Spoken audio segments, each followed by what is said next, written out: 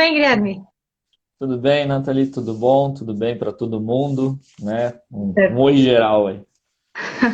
Queria também agradecer o pessoal aqui, que eu vi que eles até entraram, o Clube Frei Caneca, que fez uma mega divulgação aqui da live, do canal e até do meu Instagram. Eu agradeço, eu espero que seja muito proveitoso para vocês e espero aí manter vocês aí como até um grande parceiro. Fiquei muito feliz pela divulgação e espero aí atender vocês, tirar algumas dúvidas, deixar um pouquinho mais claro, ou na verdade até utilizar agora o bordão que a gente já tem, desmistificar as coisas, né? O Guilherme aqui já é, eu diria que é o mítico e eu sou a mítica já do canal, né? Então agora a gente já pode brincar um pouquinho com isso, já tem um merchan aí por trás. Dito isso, primeiro, como sempre, a gente faz aí uma recapitulação do que está acontecendo com o Covid. Na verdade, a gente apresenta alguns dados. Eu acho importante porque é uma divulgação da realidade, né, dos dados públicos, o que está acontecendo, né? E, infelizmente, já vamos começar com essa bomba, né, Guilherme? O Brasil bateu o recorde aí do segundo país com mais mortos, né, por conta do Covid. Poderia ser um recorde muito bom, né? Poderia ser um recorde. A gente superou a doença, foi o país que menos teve casos do Covid, mas infelizmente nós somos o segundo país aí com mais mortos. Para vocês terem ideia, até a data de hoje, pelo que eu chequei os últimos dados, a gente tem 21.579 pessoas mortas por conta do coronavírus. É muita, muita gente. Isso sem contar das taxas de subnotificação, que são tão faladas e, na verdade, às vezes a gente não dá muita atenção. E por que que acontece isso, né? Falta muito teste. A população brasileira é pouquíssimo testada, né? Os testes aí foram doados, tivemos testes que foram doados, alguns testes que foram adquiridos, que apresentam uma dificuldade aí de captar a magnitude de quantas pessoas estão infectadas ou que levam esse vírus com elas, né? Para vocês terem ideia, o Ministério da Saúde tinha divulgado no dia 12 de maio que 46,2 milhões de pessoas, né, seriam testadas. Tá? Isso aí, para vocês terem ideia, de 210 milhões que a gente tem na nossa população brasileira como um todo, significa que 22% apenas das pessoas seriam testadas. Um número muito pequeno, um percentual pouco representativo, sendo que os países aí que tiveram mais sucesso para sair, né, dessa situação de crise, sair desse Covid, testaram pelo menos aí mais que 50%. Né? E para vocês terem ideia, tá? Até o dia 20 de abril, só 9% da população brasileira tinha sido de fato testada. É muita pouca gente, falta muito teste, a gente precisa ir atrás disso, tá? Tem muitos testes que são bons, a gente tem que comprar para poder de fato testar essa população. Né, Guilherme? Não sei se você quer aí comentar, eu acho que isso é importante a gente sempre frisar, né? É uma falta, um despreparo até da autoridade aí, do Ministério da Saúde, né? Não tem um planejamento, né, com relação a isso, e muita gente está sentindo essa falta. Não, sem dúvida, né, Nathalie? Na verdade, o que a gente fica mais perplexo é que a gente percebe que não só falta uma coordenação, né, geral no país em relação ao combate à pandemia, como a gente ainda está dando os nossos murros aqui em pontas de faca. E quando a gente teve na quinta-feira, né, uma reunião entre governadores e o presidente, que foi um pouquinho mais amistosa, ontem tivemos o dia que deixou, né, o país inteiro, né, digamos assim, num estado um pouco de indigestão. E a gente percebe que, no fundo, a gente não tem um combate uniformizado, a gente tem, né, como você bem disse, uma dificuldade em uniformizar até, né, a política de testes, você não tem uma política de testes massiva, organizada, controlada, planejada, e talvez isso seja o mais assustador de tudo e que muitos de nós ainda não estamos percebendo, mas quando nós usamos essas expressões, estamos lutando contra o coronavírus, né, à deriva e às cegas, é mais real do que a gente imagina, infelizmente. É muito mais real do que a gente imagina e a sensação que dá é uma sensação muito ruim, porque é um combate a uma pandemia de maneira desorganizada, aleatória, circunstancial, tentando fazer o isolamento, sem comando nenhum.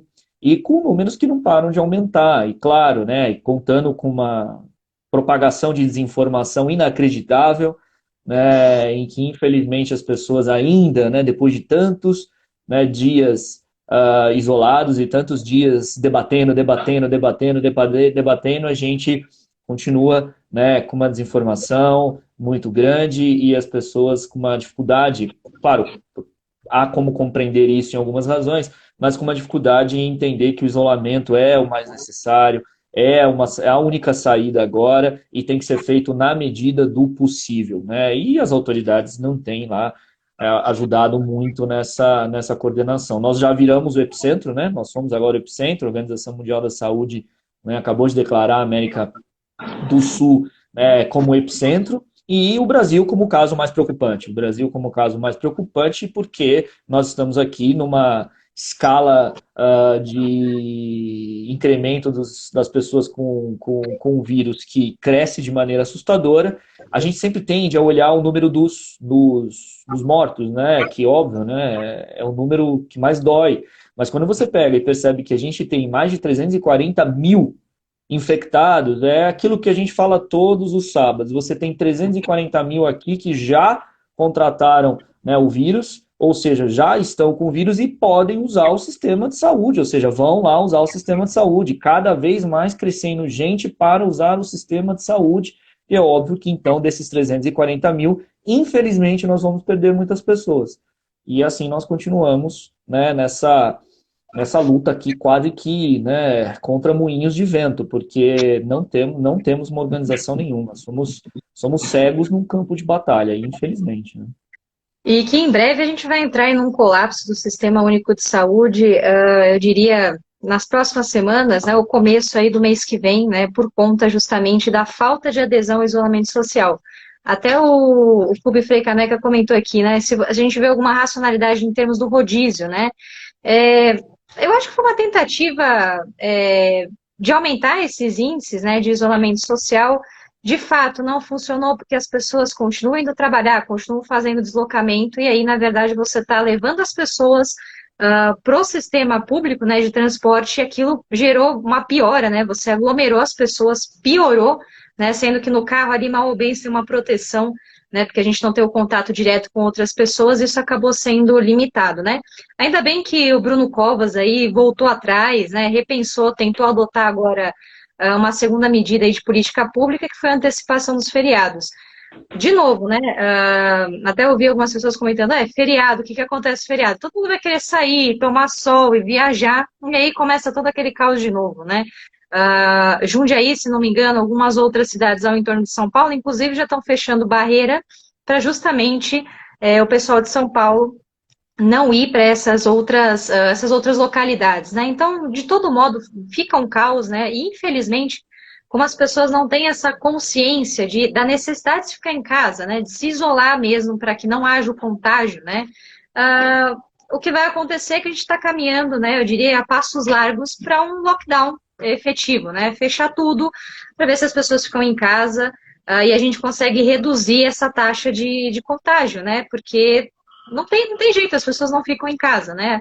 Eu entendo a dificuldade, muitas pessoas têm que trabalhar, a gente tem muito autônomo, a gente sempre vive falando isso aqui nas lives, a gente entende isso, mas por hora, enquanto não tem uma vacina, não tem como a gente lutar contra uma doença aí que ela comete tão facilmente, né? Compromete todo o nosso sistema respiratório de uma maneira muito rápida, né? E infelizmente o que a gente pode fazer é ficar em casa, todas aquelas medidas que são sempre bem aí repetidas, né, Guilherme? E a questão do rodízio é uma questão que deixa para nós a primeira reflexão de que há uma grande dificuldade em se entender em como trabalhar, né, a contenção do vírus numa cidade como São Paulo, que é uma cidade extremamente complexa, é uma megalópole, uma das maiores cidades do planeta, uma cidade muito desigual, com problemas sérios de concentração de pessoas, riqueza, e que tem, óbvio, dificuldades. Então, quando você tem ali diante de si uma coisa que é extraordinária, que é a pandemia, e você tem que oferecer respostas que são, na verdade, políticas emergenciais públicas, é claro que algumas você vai errar, mas quando você errar, e como o rodízio demonstrou ser, né, no fundo, pior do que ele né, deveria ser, quando você erra, você tem que rapidamente corrigir. Pelo menos isso foi feito. Né? Ou seja, o rodízio não se mostrou algo, né? Esse rodízio, o hiper rodízio, né? O super rodízio, ele não se demonstrou efetivo, ele na verdade trouxe danos colaterais e numa política de contenção de danos foi revisto e retirado. E o agente público tem que fazer isso, né? É óbvio que a gente sempre preza pela política que funciona, mas algumas políticas vão acabar sendo equivocadas, ou porque simplesmente foram mal planejadas, ou porque não houve ali a possibilidade de você observar os danos colaterais, os efeitos colaterais que não eram naquele momento exatamente, né, tão previsíveis assim. Por outro lado, sempre fica aqui, né, e eu sempre bato nessa tecla, a crítica de que nós sabemos que o isolamento o mundo inteiro sabe que o isolamento é a principal arma para você, né, conter, né, a distribuição do vírus de uma maneira muito rápida e que isso então faça com que você possa desestressar o sistema de saúde ter como aguentar, né, para atender todas as pessoas, mas numa realidade como o Brasil, em que muitas pessoas não conseguem ficar dentro de casa, ou porque, né, moram muitas pessoas dentro de casa, precisam trabalhar, etc., porque não tem como cumprir com seus, né, com suas próprias atividades de subsistência e a sua própria, né, honrar seus pagamentos, etc., aí deveria, como tem que entrar, o papel do Estado. O Estado que não está fazendo o seu papel. Vocês devem estar acompanhando, né? Todo dia a gente vê reclamações em relação a linhas de crédito que não funcionam, ao dinheiro do governo federal que não chega, esse desastre que é essa política, né, em relação ao repasse dos R$ 600, é um desastre essa política, porque ela, não que o óbvio, né, ela tem que ser feita. O problema é o seguinte, ela tem que funcionar, o dinheiro tem que chegar nas pessoas. E o dinheiro não chega. Ou porque o CPF dá errado, o aplicativo não funciona, aglomeração nas caixas, né, nos bancos, etc. Isso o governo tem que corrigir. É obrigação do governo corrigir. Então, é obrigação do governo, para ajudar com que as pessoas fiquem isoladas, que ele ajude essas pessoas a subsistirem e, portanto, fazer essa política emergencial de transferência de renda. Mas aí a gente teve, né, diante disso, né, um show de incompetência do governo federal que, muito sinceramente, me leva às vezes a pensar, a passar pela minha cabeça que é quase proposital, porque não é possível tanta incompetência, né? Às vezes parece que é proposital para que realmente chegue a uma situação de exaustão e as pessoas saiam na rua desesperadas, porque, afinal de contas, né, o presidente da República quer isso, ele quer abertura o tempo todo. Então me parece, às vezes, que é proposital, porque ser incompetente tantas vezes de maneira contumaz como o governo federal está sendo nessa política de repasse é assustador. É assustador. Mais uma vez, a gente já falou isso na semana passada, em relação a crise, vouchers, os Estados Unidos, o pessoal recebeu dinheiro pelo correio, ou seja, faça um sistema mais simples. Esse não é o governo que adora falar que quer desburocratizar tudo, quer desregulamentar tudo, a gente já vai falar isso mais pra frente, né? Quer desregulamentar, porque o Estado brasileiro é muito Estado, muito, né, muito Brasil, muito Brasília, pouco Brasil. Tá, então, por que está burocratizando tanto para passar esses R$ 600 para as pessoas que precisam? Então, o próprio presidente da República, o próprio governo federal, que tem que fazer uma política emergencial rápida, simples. A pessoa tem RG, a pessoa existe, passa para ela, a gente sabe, a gente já falou isso também, o Brasil tem uma porcentagem grande de pessoas que sequer RG tem. E que são pessoas muito carentes. Então você vai ficar dependendo do aplicativo da Caixa Econômica Federal, em que a pessoa, né, nós vimos essa semana, né, um monte de gente recebendo a informação de que estava morta. Né, a pessoa, sobre esse CPF, há a notícia de falecimento. E a pessoa ali fala, eu estou vivo. Então essas coisas precisam ser corrigidas. É muita incompetência. É muita incompetência. Então, pelo menos, no ponto do rodízio aqui em São Paulo, foi corrigido. Agora, o ponto que é emergencial e circunstancialmente necessário para que o isolamento seja aqui mais efetivo, que é o repasse desse dinheiro para as pessoas mais pobres e também para as pessoas com os pequenos empreendimentos, pequenas empresas. Essas linhas de crédito têm que funcionar, elas não estão funcionando. E isso é culpa do governo federal. O governo federal é quem tem o maior orçamento, o governo federal é quem recolhe os impostos, os impostos, né, de maior monta, de maior importância, é quem tem a possibilidade de coordenar isso e quem deveria coordenar junto com os governadores e prefeitos. Ou seja, né, é uma coisa que é inacreditável de ver tantos dias, tantas semanas de incompetência, né? né? A querida professora Gisele aqui, ela até me mandando aqui um comentário, né? O desgoverno atual seria proposital para que esqueçamos que o governo anterior fez. Olha, como eu disse, a tamanha incompetência e reiterada incompetência me leva a pensar que é proposital do governo. Porque depois o Paulo Guedes vem e fala simplesmente: ah, mas se a gente ficar repassando, vocês devem ter acompanhado e visto isso. Se não viram, por favor, procurem. Né? O Paulo Guedes dizendo: não podemos repassar por mais meses, mais 3 meses, essa ajuda, né, de R$ 600, porque senão as pessoas não vão trabalhar, as pessoas vão achar que a vida tá boa. Bom, se ele acha que com R$ 600 a vida tá boa, dá para você pagar todas as suas contas, dá para você sustentar uma família com R$ 600, eu não sei que Brasil ele vive.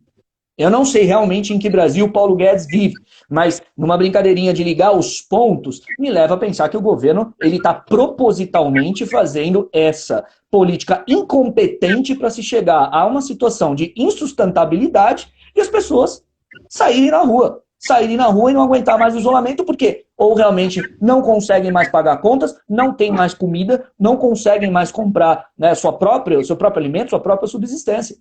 E tudo isso com o vírus lá fora, que não está preocupado se você gosta do governo ou não.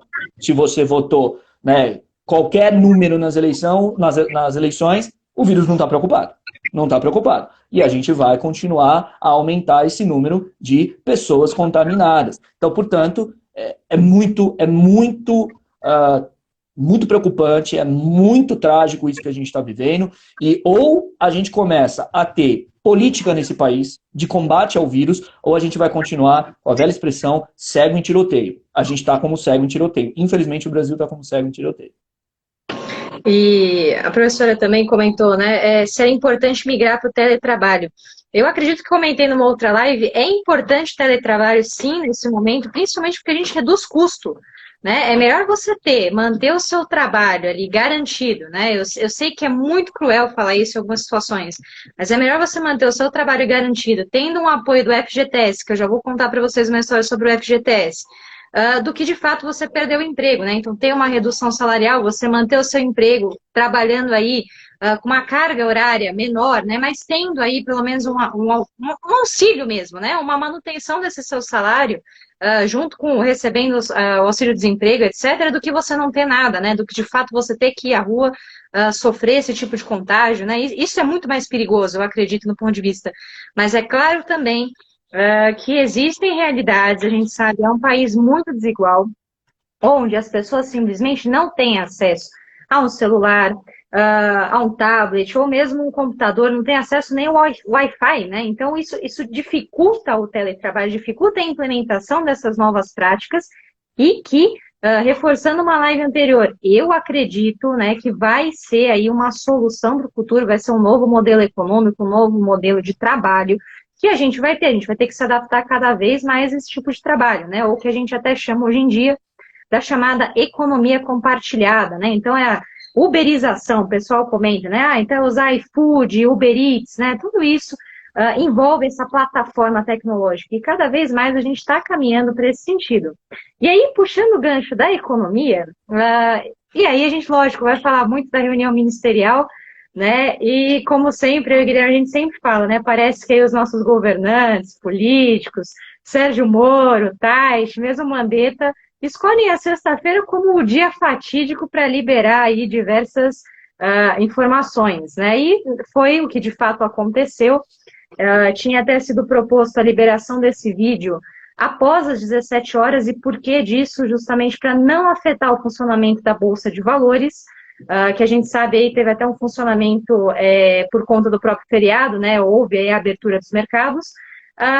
E o mais interessante, né, eu diria, apesar, né, de ser lançado depois das 17 horas, o mercado reagiu, eu diria, para aqueles que não estão acostumados com o movimento de mercado, de um modo, eu diria, estranho.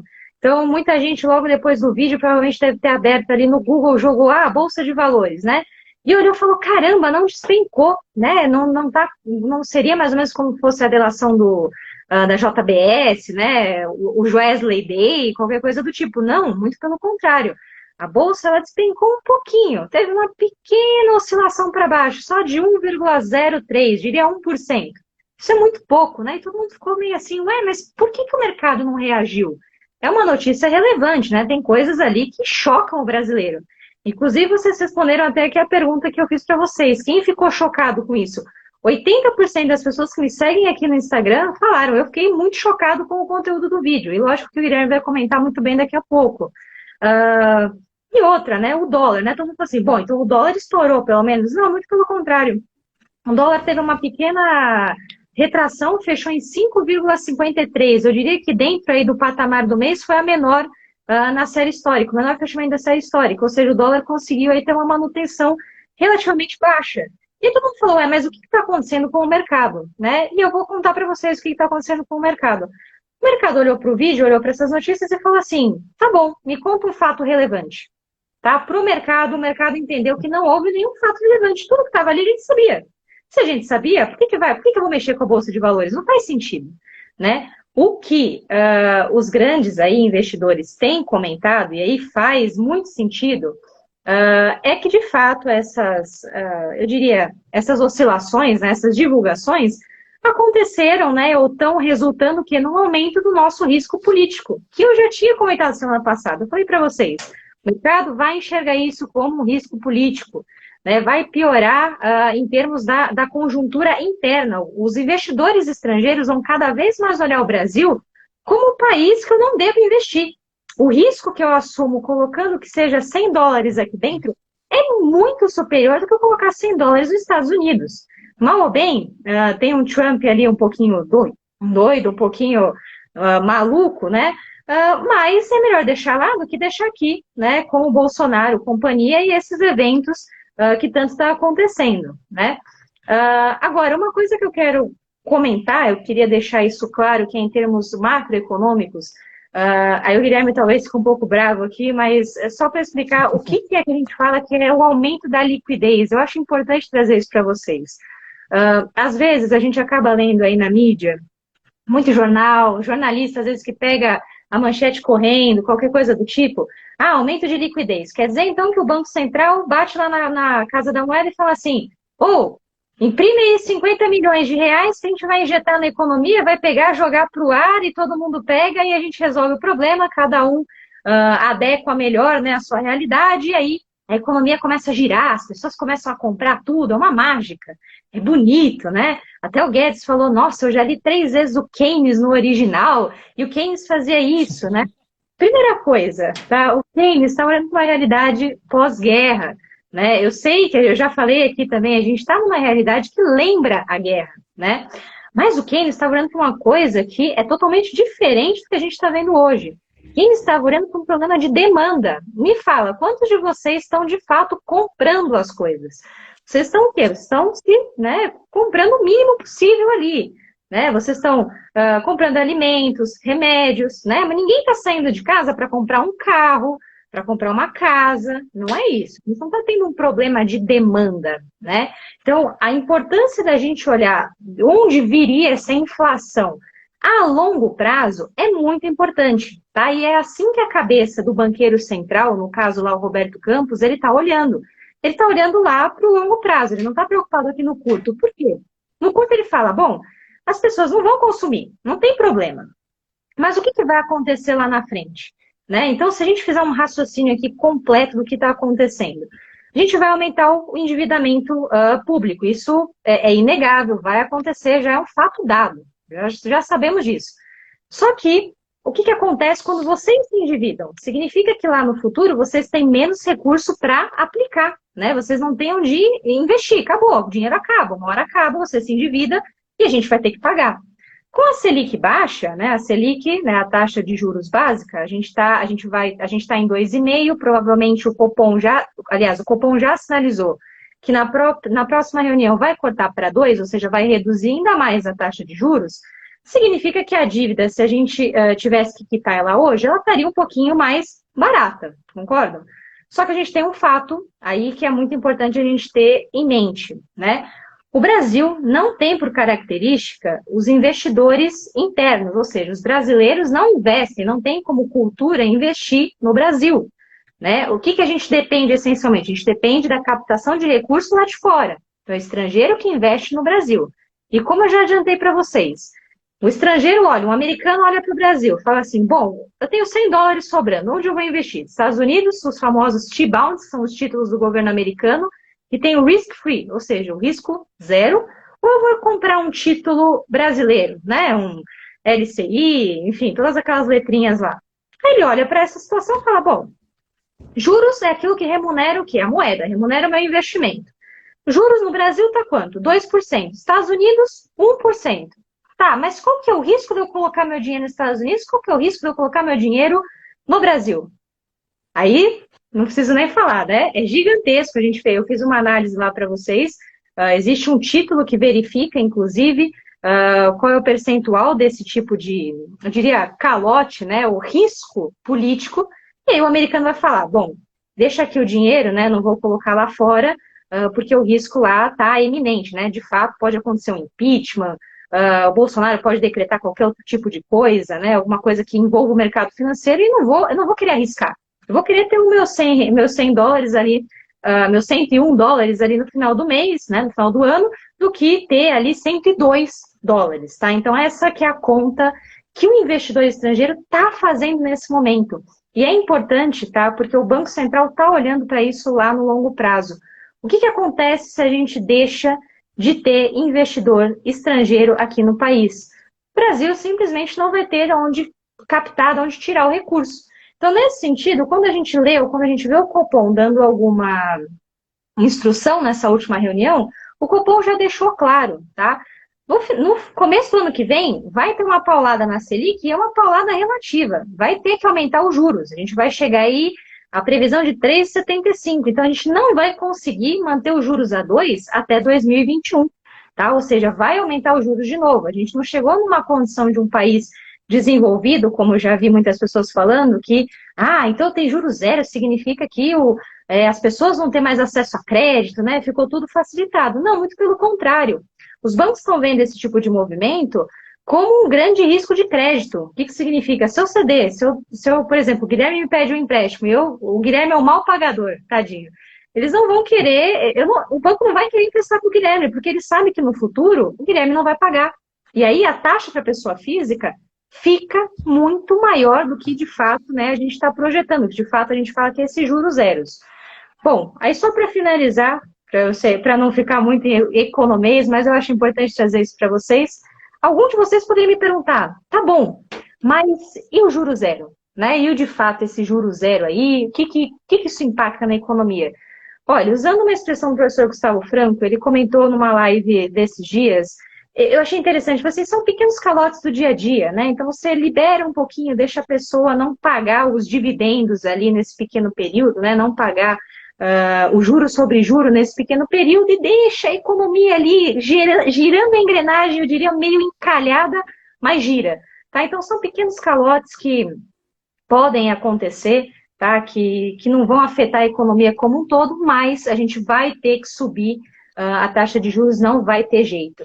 E falando, né, como que o Banco Central, então, de fato, ele emite, né, essa moeda, como ele coloca dinheiro ali na economia? Existem 3 instrumentos, depois a gente pode explorar cada um deles, não aqui, mas num ambiente um pouquinho mais separado para quem não conhece. A gente tem compulsório, redesconto e open market. Né? O Banco Central, de fato, aí ele já atuou reduzindo as taxas de compulsório, ou seja, elevando a quantidade de compulsório, trazendo para o português, deixando mais dinheiro no banco, guardadinho ali, uma taxa, uma reservinha que o banco tem, né, em cash, o que ele deixa o dinheirinho ali em cash, e isso, indiretamente, você está injetando, ou seja, jogar a moeda na economia, só que de uma maneira diferente, você não está fazendo isso por um meio direto, vamos falar dessa maneira, é um meio indireto e que estimula a economia, tá? Agora, a grande preocupação é, se no futuro a gente diagnosticar que o setor produtivo está sendo afetado por essas questões de inflação, está faltando uma liquidez, você não está tendo acesso ao próprio mecanismo produtivo, o que vai acontecer? Aí eu diria, tá, que de fato a gente vai ter um problema pior e que a gente já viveu. né, você vai afetar toda a parte produtiva, né? Então as pessoas não vão ter o recurso na prateleira. Seria mais ou menos o que aconteceu na greve dos caminhoneiros, e aí o preço dispara. Aí, de fato, você passa de uma inflação de custos para uma inflação de demanda, e eu diria que você vai ter as duas juntas. Isso aí é o mais perigoso possível nesse cenário, tá? E por isso que tem que ter muito cuidado quando a gente fala dessa injeção de liquidez. Por quê?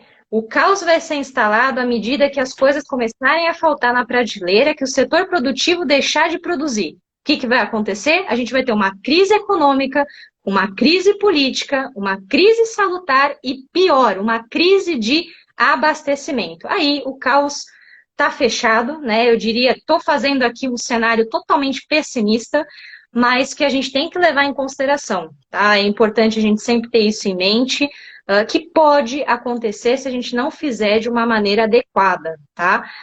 Então, nesse sentido, isso é importante relembrá-los, tá? Dois pontos para o Guilherme falar, Tadinho, já está até aqui, não sei se quer comentar alguma coisa, Guilherme, pode comentar, está até aqui se coçando. Fala. Não, não, é só né, na sua introdução que eu ficaria bravo, não fico bravo porque a questão não é, eu não sou nenhum defensor de vamos imprimir moeda e pronto, não é isso. Né? A questão é que tem um vírus lá fora, então hoje é o que a gente sempre pontua aqui, né? Hoje a gente tem que pensar, né, a economia, o direito, né, a política, pelo menos a política deveria ser pensada assim também, com o vírus lá fora. Porque tem um vírus lá fora. E esse vírus não é controlável por nós enquanto nós não tivermos a vacina. E a única forma que a gente consegue, né, lidar com ele é o isolamento, que está virando quase que um mantra que a gente tá com uma dificuldade de escutar. Então, no fundo, quando eu também defendo, olha, imprime moeda, injeta dinheiro, é para o vírus. É nesse Sim. mês, para passar para as pessoas, no mês que vem. É como, na verdade, a gente tem falado também, né? É uma política que, claro, né, quando você faz, né, medidas emergenciais, as medidas emergenciais vão trazer efeitos colaterais. Vão, é natural. No mundo inteiro, o mundo inteiro está em recessão, o mundo inteiro vai enfrentar uma recessão grande e o mundo inteiro vai ter que se adaptar em diversos, né, em diversos setores, nas relações de trabalho, né, nos contratos, na própria, né, política econômica, mas agora o foco tem que ser só um, salvar vidas, ponto final. Coisa que aqui no Brasil a gente não está conseguindo entender. O resto, a gente dá um jeito, não vai ser a primeira crise econômica desse país, a gente já teve crise, aliás, eu sempre brinco, né? Desde que eu nasci, eu escutava: o Brasil está em crise, o Brasil está em crise, o Brasil está em crise. Eu acho que eu nunca vivi um ano em que o Brasil não esteve em crise. Só que essa é a pior de todas, porque essa a gente tem 1.000 pessoas morrendo por dia. Isso é mais do que uma crise. Isso é simplesmente uma tragédia. Então, as crises de hiperinflação, as crises, né, né, desabastecimento, etc., você vai ter como lidar. Mas é aquele velho clichê, o velho chavão, o óbvio, que às vezes parece ser difícil de ser compreendido. Quem morreu não volta. Sabe? Eu fico até incomodado de falar isso, porque isso é óbvio. E eu não deveria estar falando o óbvio aqui, porque o óbvio já teria que ter sido compreendido nesse país. Mas parece que não. Então a gente está com taxas assustadoras de 1.000 pessoas morrendo por dia. Se não é 1.890, isso é assustador. E a gente fica aí pensando, né, em outras coisas. Então, no fundo, né, só para dar esse comentário, é muito perigoso. Essas medidas são perigosas se não forem bem pensadas. Mas medidas emergenciais têm que ser pensadas. Porque até diferentemente da guerra, é como se a gente imaginasse, a gente tá preso, e a gente não está preso porque o governo estadual ou o município quer. É porque o vírus está lá fora. Só isso. E aí tem a velha crise de demanda que a gente explica. A gente já comentou quantas vezes aqui, Nathalie? Quantas vezes? Não para nós, não, o pessoal que está assistindo aqui, eu tenho certeza que compreende isso, mas a gente vê o quanto, né, há uma dificuldade muito grande no país inteiro disso ser bem compreendido. E é claro, você entende que também é não bem compreendido, porque quando você está numa situação de desespero, como muitos pequenos empresários estão, pequenos comerciantes estão, né, as pessoas que têm os seus negócios na informalidade, né? Hoje o governo devia ter que estar extremamente preocupado com os informais. Como é que o cara vai conseguir uma linha de crédito se ele é informal? Como? Como é que ele vai? Então, tem que ter uma atenção para ele. E a gente tem muitos informais no Brasil. Muitos informais. Então, tem que ter uma política de repasse. E o governo tem que fazer o quê? Ele tem que repassar esse dinheiro, sabendo que pode ter problemas mais para frente, mas que salvem a vida dessas pessoas. Simples. Que façam com que essas pessoas possam ficar em casa mais tranquilas e não desesperadas para sair, correndo o risco de se contaminar. Né? Então, só para fechar com essa ideia, porque, claro, a gente vai ter efeitos colaterais. Claro que teremos. Não tem como. Mas a gente tem que ter o foco. E o foco, a gente, infelizmente, aqui no Brasil, está completamente perdido nele. Né? E aí, só para fechar a discussão de economia, que foram os desdobramentos lá do vídeo, que o Guilherme quer muito comentar, só uma novidade para vocês. A taxa Selic baixa, como eu comentei, né, o banco está preocupado com o risco de crédito, o risco daquele empréstimo que eu fiz para o Guilherme e ele não pagar, né? Para vocês terem ideia, Selic a 2 quer dizer que o FGTS de vocês lá paradinho, sem mexer, historicamente sempre foi mais baixo que a Selic, nunca foi uma rentabilidade boa, né? Nunca foi uma rentabilidade que a gente, né, ganhe muito aí, né? Hoje ela está em torno de 3%, o que quer dizer que até o seu fundo de garantia, sem você fazer nada, está ganhando mais do que a inflação, né? Isso era o comentário que eu queria fazer do FGTS, eu acho importante, porque muita gente ainda continua me perguntando, não, mas onde que eu invisto, né? E até respondendo aqui a professora Gia aqui, o que acontece? Muita gente está operando, né, no day trade, mas são pessoas, eu até levantei esse dado, na faixa etária de 25 a 39 anos. E para essa galera que é mais nova, não faz diferença perder 100, 200, 300 reais, tá? Porque o risco para uma pessoa que é mais nova é totalmente diferente para aquele que tem uma família, que tem filho para cuidar, que tem um monte de conta, financiamento, empréstimo, tudo que puder imaginar. Então são pessoas mais novas que estão arriscando aí, e eu diria que eu acho perigoso, eu acho temerário, porque não tem o conhecimento do dia a dia. Eu sempre falo isso para vocês, a bolsa é difícil de operar, a gente não ganha muito, a gente perde muito mais do que ganha no começo. Né? Então eu fico preocupada nesse sentido, porque não é o momento de se fazer esse tipo de investimento, né? E muita gente aí, na verdade, a professora tinha comentado com relação ao ouro, o ouro, eu diria que não vai ser o top 10 aí de investimentos, né? O ouro continua sendo um bom padrão, mas muita gente tem investido justamente na oscilação do dólar, né? Tem muita gente apostando, né, na subida, descida do dólar, né? Famosa análise de elevador, e aí que estão tentando ganhar um pouquinho de dinheirinho, né? Então é mais nesse sentido. E acho que a gente fecha esse comentário de economia com esse sempre puxão de orelha, né? Tomar cuidado nesses momentos, não fazer um investimento sem planejamento, né? Um investimento de day trade, dia a dia, tá? Isso é muito importante, vocês manterem sempre essa calma, né? Calma, eu sei que é legal investir na bolsa, eu sei que é legal de ganhar dinheiro, mas tudo demanda tempo, não dá para ganhar dinheiro da noite pro dia, não adianta investir 100 reais que no outro dia você vai ganhar 1 milhão, isso não existe. Tá? Então é importante falar isso para vocês. E, lógico, vou deixar agora a cereja do bolo. Vou avisando o Guilherme aqui para a gente trocar de live por conta da limitação de tempo, que os desdobramentos, né? São os desdobramentos justamente ali da reunião ministerial, mais a parte política, alguns comentários aí, e vou dando alguns palpites aqui. Então, Guilherme, passo para você a bola para o que você achou desse vídeo aí, quais foram os desdobramentos nesse sentido. Eu sei, você já falou, foi uma baixaria, palavras de baixo calão que, com certeza, eu conhecendo o Guilherme e eu também me policiando, a gente não vai repetir aquelas expressões, porque o nível intelectual tem que ser maior do que aquela baixaria, né? A gente discute num nível acima, nunca abaixo, tá? Isso é importante porque enriquece para vocês e até mesmo para nós, né? Manter o mesmo nível não é a solução, tá? E com o comentário que é vergonhoso, é lastimável, e principalmente pessoas que estão no alto escalão, né? Pessoas que estão tomando decisão, que é o que a gente chama de policy makers, né? Eu acho isso temerário, feio para a imagem do Brasil, feio para nós brasileiros. Manda, Gui. Eu acho que, aliás, né, até fazendo a ponte com o que você falou, as pessoas que estão pensando em investir, etc., segura a onda ainda, porque tem muita coisa complicada que vai acontecer nesse país, e a pior coisa para você investir é em segurança. E esse país hoje, o Brasil é sinônimo de insegurança. Nesse sentido, bom, para a gente começar a falar do vídeo, tem muita coisa que a gente pode falar do vídeo, e eu quero falar do vídeo tanto nos aspectos políticos como nos aspectos jurídicos, né? Mas antes de começar a falar do vídeo, só queria dizer uma coisa, que realmente, quando eu comecei a minha carreira como professor, uma coisa que eu sempre me policiei era de como eu me portaria e falaria numa sala de aula para os meus alunos. Sempre me policiei para jamais falar um palavrão, sempre me policiei, mesmo nos momentos em que eu estive mais nervoso, para não ser mal educado e falar palavras de baixo calão em respeito aos alunos.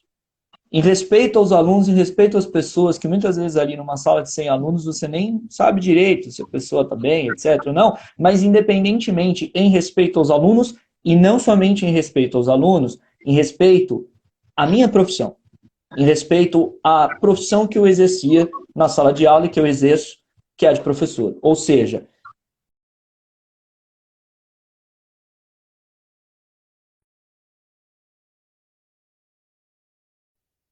acho que Opa, deu uma pronto. travada aqui, né? Deu uma travada, mas acho que voltou agora, né? Então, para começar, só começar essa introdução, por que que eu quis dizer isso? Porque quando você exerce, né, uma profissão, e todos aqui exercem profissões, você tem que respeitar a profissão que você exerce, entender a profissão que você exerce, ela tem uma função, né? E o respeito com as pessoas que estão relacionadas a ela.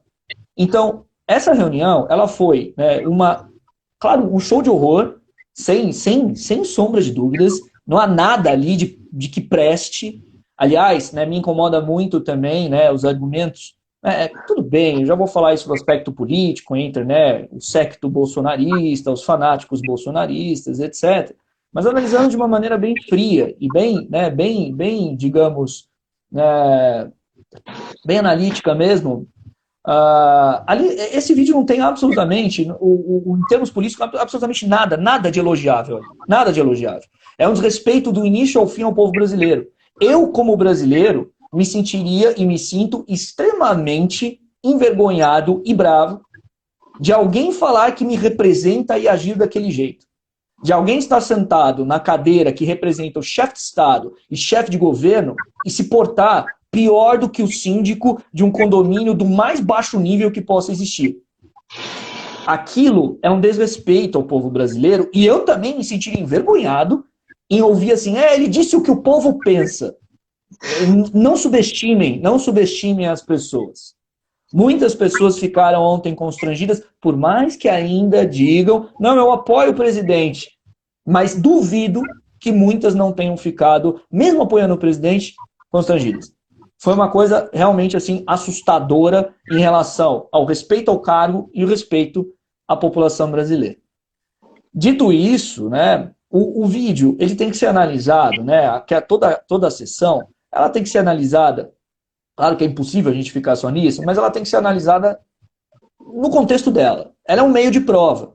Ela foi uma prova que foi, né, televisionada, que todo mundo assistiu, mas ela está dentro de um contexto e tem que ser analisado dentro desse contexto probatório, que é o contexto de um inquérito, de uma investigação em relação à possibilidade de fatos criminosos. E nesse contexto, o vídeo causou uma grande, né, digamos assim, uma grande sensação ontem nas pessoas. Aliás, é muito interessante, né? Parece que hoje o Brasil amanheceu de ressaca. Todo mundo ficou meio assim, ressaca, parece que todo mundo falou, meu Deus, o que aconteceu ontem? O que foi aquilo, né? Um tapa na cara de todo mundo parou o que estava fazendo para ir assistir, para ver o que estava acontecendo, né? E todo mundo meio que acordou, tenho certeza, numa sensação, né, de caramba, deixa eu digerir tudo isso. Porque foi muita informação, muita coisa para ser, em pouquíssimo tempo, né, analisada e naquele momento ali compreendida. Mas, voltando na questão do meio de prova, como prova, o vídeo deixa claro que há a confirmação daquilo que o ex-ministro Sérgio Moro disse, ou seja, uma possível intervenção na Polícia Federal. E claro que esse vídeo tem que ser analisado de uma forma em que, como eu disse, o contexto probatório esteja junto. Você não pode ignorar com este vídeo que no dia seguinte, ou seja, na verdade, 2 dias depois dessa reunião do dia 22 de abril, portanto, no dia 24 de abril, nós tivemos a demissão do Valeixo, do Manício Valeixo, na superintendência da Polícia Federal, com, posteriormente, a indicação do Ramagem, do delegado Ramagem, que foi depois impedido de ocupar a superintendência da Polícia Federal por determinação do Supremo Tribunal Federal e que, então, quando, né, o novo ocupante nomeado pelo presidente da República tomou, né, a posse, o primeiro ato da nova gestão foi trocar a superintendência da Polícia Federal no Rio de Janeiro. Então o vídeo ele não pode ser analisado de uma maneira que fale, olha só, o Moro mentiu, Moro, que tiro pela culatra, bobagens, nada de tiro pela culatra. O vídeo foi muito categórico em relação ao que o Moro tinha dito e em relação a esse conjunto probatório que forma um indício, um conjunto de indícios fortíssimos que sustentam a obrigação do Procurador-Geral da República em ofertar a denúncia. E outra coisa que eu queria falar no aspecto jurídico, que há muita besteira e muita confusão sendo dita pelas pessoas em relação a isso. A obrigação do inquérito é demonstrar se há ou não indícios de um crime. Se o crime pode ter acontecido, não é o Procurador-Geral da República que vai determinar quem é o culpado.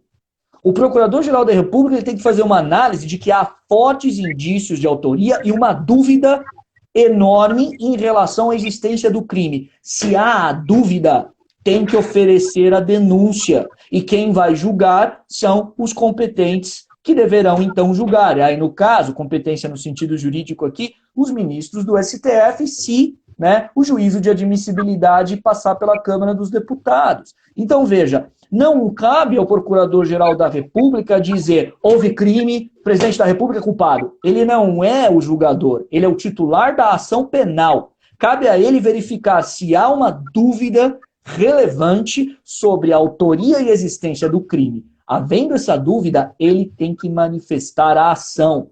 Ou seja, poderiam aqui alguns também, penalistas, falar, mas espera aí, Guilherme, você está falando que é em dúvida, você vai pró societatis, em dúvida pró societatis e não é em dúvida pró réu, em dúbio pró réu. Calma lá, não estamos falando do julgamento.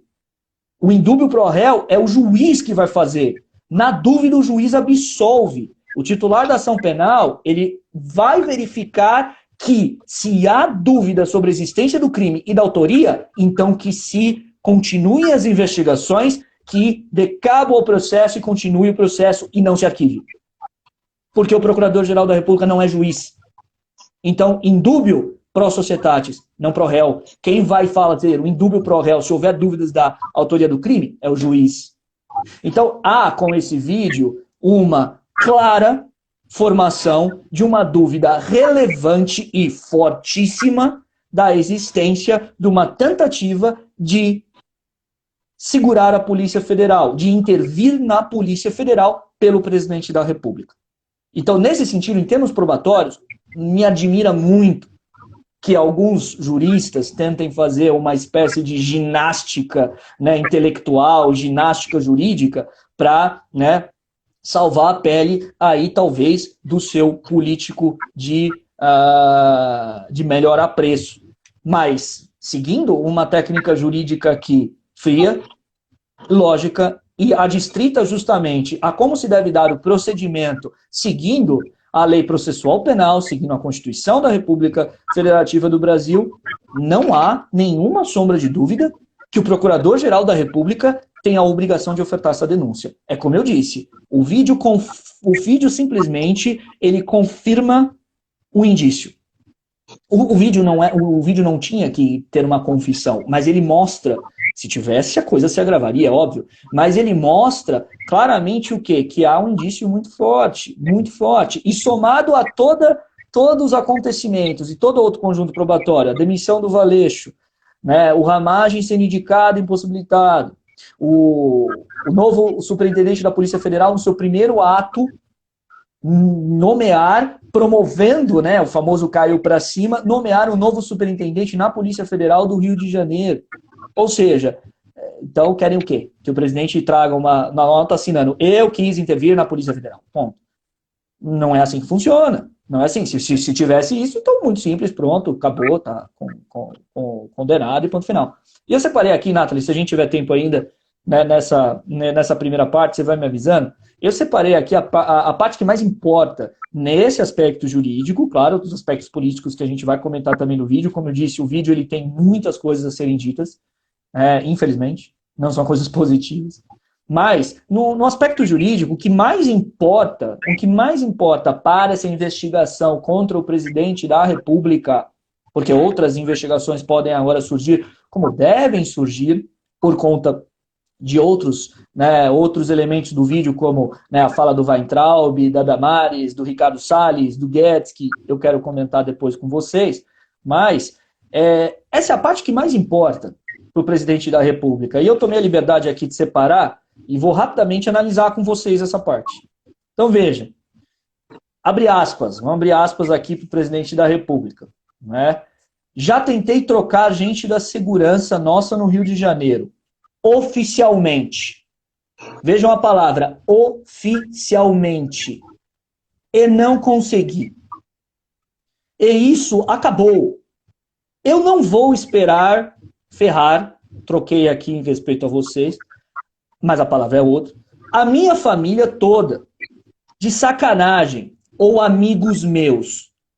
Amigos, Polícia Federal, o GSI, o Gabinete de Segurança Institucional, não tem que proteger amigo nenhum. E a palavra oficialmente demonstra que o presidente vai tentar algo não oficial. Porque eu não posso trocar alguém da segurança na ponta da linha que pertence à estrutura nossa. A estrutura a que ele se refere é o Sistema Brasileiro de Inteligência, que é composto pelo GSI, o Gabinete de Segurança Institucional, e pela Polícia Federal. A Polícia Federal, quando ela compõe esse sistema de inteligência, cabe a ela tão somente oferecer relatórios de segurança internacional, segurança do país. Inquérito não. Inquérito não pode.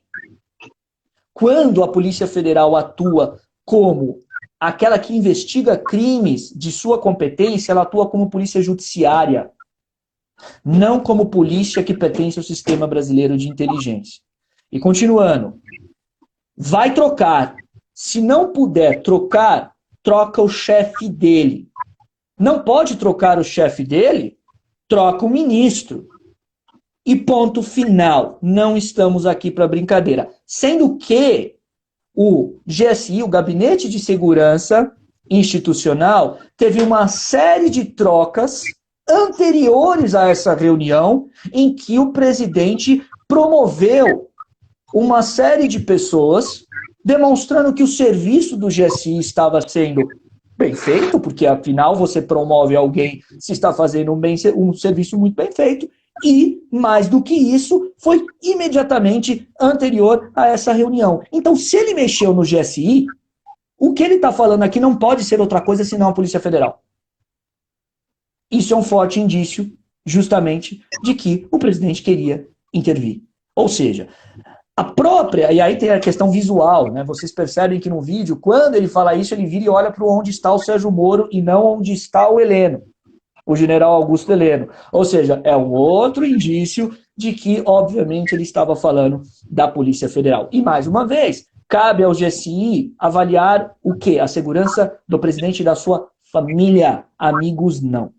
E aí o presidente se embananou mais ainda, porque depois do vídeo ele deu uma entrevista para a CNN, e na entrevista da CNN ele confessou que possui um sistema particular de segurança, composto por policiais civis, policiais militares. Só faltou ele falar o miliciano. Ou seja, o presidente confessou que tem um sistema particular de inteligência. Não há, e eu desafio qualquer pessoa a procurar no direito brasileiro, na Constituição brasileira, em lei que for, aonde está escrito que o presidente pode ter um sistema particular, privado de inteligência. Não existe isso. O presidente confessou que tem uma guarda pretoriana, que tem uma guarda que é composta de agentes públicos que cometem desvio de finalidade para trazer informações para ele. Isso é crime. Ou seja, o presidente se enrolou demais ontem. Demais ontem. Né? Então, isso tem que ser levado em consideração, porque, somado a isso tudo, nós temos ainda a Operação Funa da Onça, de 2018, que tem agora, né, um depoente muito importante, que é o Paulo Marinho, um empresário que foi chave na campanha do presidente Bolsonaro, que está simplesmente se manifestando em depoimentos já dados e ainda que serão dados, né, nos inquéritos correspectivos, de que houve, sim, informação privilegiada à família, ao clã Bolsonaro, durante as eleições, para que não se prejudicasse o pleito. O que poderia levar, se comprovado, inclusive, a cassação de chapa. A cassação de chapa e nem impeachment. Mas aí cassação de chapa e convocação de novas eleições. Se isso for comprovado, isso pode levar a uma cassação da chapa que ganhou o pleito presidencial. É muito grave, então é um conjunto probatório muito complicado e o vídeo foi muito forte nisso. Então a gente teve muita gente falando, ai, nossa, eu esperei que o vídeo ia ser uma bomba atômica. O vídeo foi uma bomba atômica jurídica. Foi uma bomba atômica jurídica que só não consegue perceber, quem, óbvio, não vai se informar. Claro, a pessoa que é leiga no direito, é natural, vai depois se informar e perceber. Mas ali logo de cara, eu fui analisando o vídeo e fui falando, gente, pelo amor de Deus, esse negócio aqui, o que vocês querem? Vocês querem um vídeo do Bolsonaro, né, colocando uma faca no pescoço do Moro e falando, vai intervir. Tá mais do que claro que há indícios fortes. Então veja, nesse sentido, o vídeo foi muito, muito forte, mas causou um pouco digamos, daquela sensação de mal-estar para quem já está muito chateado com o governo e quer que o governo saia, porque esperavam uma bala de prata. Estava todo mundo esperando uma bala de prata, se acabou, a partir de amanhã o Bolsonaro vai renunciar, vai tomar o impeachment. Gente, não é assim que funciona. E a gente aqui nas lives, a gente tem falado muito isso, né, Nathalie? O processo de desgaste é longo, é difícil, um processo de impeachment ele demora para acontecer, mas não há como um governo aguentar tanto desgaste. E esse vídeo, ele vai ter um desgaste ainda, né? Ele vai desgastar, melhor dizendo, esse governo durante um bom tempo, porque o vídeo foi muito longo, tem muitos elementos que, como eu falei para vocês, estão sendo digeridos ainda. Ontem foi uma avalanche de informação. Todo mundo ficou meio atordoado, falou, caramba, como é isso? Eu não percebi isso, olha essa frase, olha aquela frase, e tem várias coisas complicadas. E isso vai desgastando o governo, vai desgastando. E claro, para piorar a situação, nós tivemos, antes da divulgação do vídeo, né, uma magistral demonstração de... A gente pode classificar de várias formas, né? Mas uma magistral demonstração de, digamos, inabilidade, para não falar outra coisa que no final eu ainda vou falar. Mas de inabilidade do governo, quando o ex-general Augusto Heleno simplesmente soltou aquela nota absurda. Aquela nota absurda quando houve a possibilidade de, né, uma determinação judicial apreender o celular do presidente Bolsonaro. E ele emitiu uma nota oficial dizendo que seria um absurdo, uma afronta ao executivo essa apreensão, querendo dizer que se tomariam medidas. Nathalie, eu acho que assim, uma coisa que é muito importante da gente perceber e desconstruir esse populismo barato que foi feito no vídeo ali, porque, né, vejam vocês, né, o Bolsonaro, ele tá, desde que ele foi eleito, ele tá no palanque. Aquele vídeo, gente, não foi de uma reunião ministerial, foi de um palanque. O Bolsonaro, ele tá o tempo todo no pleito eleitoral. Ele tá o tempo todo fazendo campanha. Ali você não teve uma reunião de ministros coordenando um país, não teve. Você teve um presidente falando que, né, quem for elogiado pelo Estado de São Paulo, pela Folha de São Paulo, vai sair. Ou seja, eu quero vocês fazendo política, eu quero vocês agindo por mim. O que você teve ali foi só um presidente falando, eu quero vocês ministros a meu serviço politicamente, me protegendo. E protegendo o meu governo. Não teve ali, em nenhum momento, coordenação de política. Não teve em nenhum momento alguém falando seriamente ali de plano que deveria ser feito, de projeto, absolutamente nada. Nada, nada. Foi palanque. Aquilo foi palanque. Claro, que aí até aproveito para falar uma coisa que eu ia falar mais para frente, mas qual é o impacto na opinião pública brasileira? Gente, quem é fanático bolsonarista ficou mais fanático. Simples. Quem é bolsonarista, cego, que não quer ver Globo Lixo, Folha Lixo, Estadão Lixo, não quer se informar e só se informa pelo Jornal da Cidade Online, só se informa pelas fake news, etc., vai continuar sendo bolsonarista. E ontem ele viu o ídolo dele, né? Então imaginem para vocês. Ontem foi o bolsonarista no show do seu, né, ídolo pop, seu ídolo pop do rock ali. Imaginem vocês ali com os artistas que vocês gostam, não gostam num show, quando o cara entra, você fica meio assim, nossa, né, meu ídolo ali. Para o bolsonarista foi aquilo, né? O cara ali vibrou e ele só enxergou o que ele quis. E aliás, é muito interessante, porque à primeira vista, travou aqui, já voltei. Aliás, é muito interessante porque à primeira vista, a gente sempre tende a analisar emocionalmente, normal, somos todos seres humanos. A gente analisa, né, a emoção vem, aí você tem que dar aquela respirada, acalmar. Aliás, eu sempre falo, evitem conversar na hora, porque vai dar ruim. Né? Espera um pouco, respira, analisa, pensa, reflete, depois você tira as suas conclusões. Né? Mas, no fundo, o impacto para a opinião pública, naquele momento, foi um impacto de que todo bolsonarista estava lendo, falando assim, não tem prova, meu presidente, ele fala pelo povo. E o cara que não é bolsonarista, está cansado com o governo, falando, meu Deus, que horror, que horror. E o cara que está na dúvida, bom senso, ele vai ver aquele mais de 30 palavrões e vai virar e falar, caramba, que coisa ruim.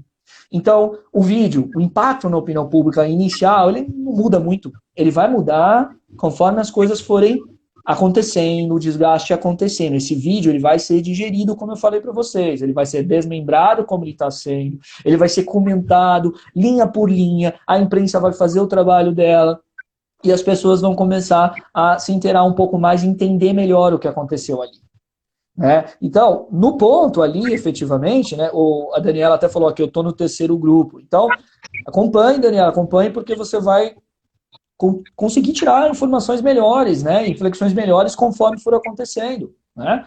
Então, veja, nesse sentido, o vídeo no impacto na opinião pública, ele ainda vai acontecer de maneira mais forte. Naquele momento, no momento de ontem, não mudou nada. Então, aquelas baboseiras de tá reeleito, Bolsonaro 2028, bobagem, isso é bobagem, falo para vocês com certeza, bobagem. E da mesma forma, caiu, hoje ele vai cair. Não, não é assim.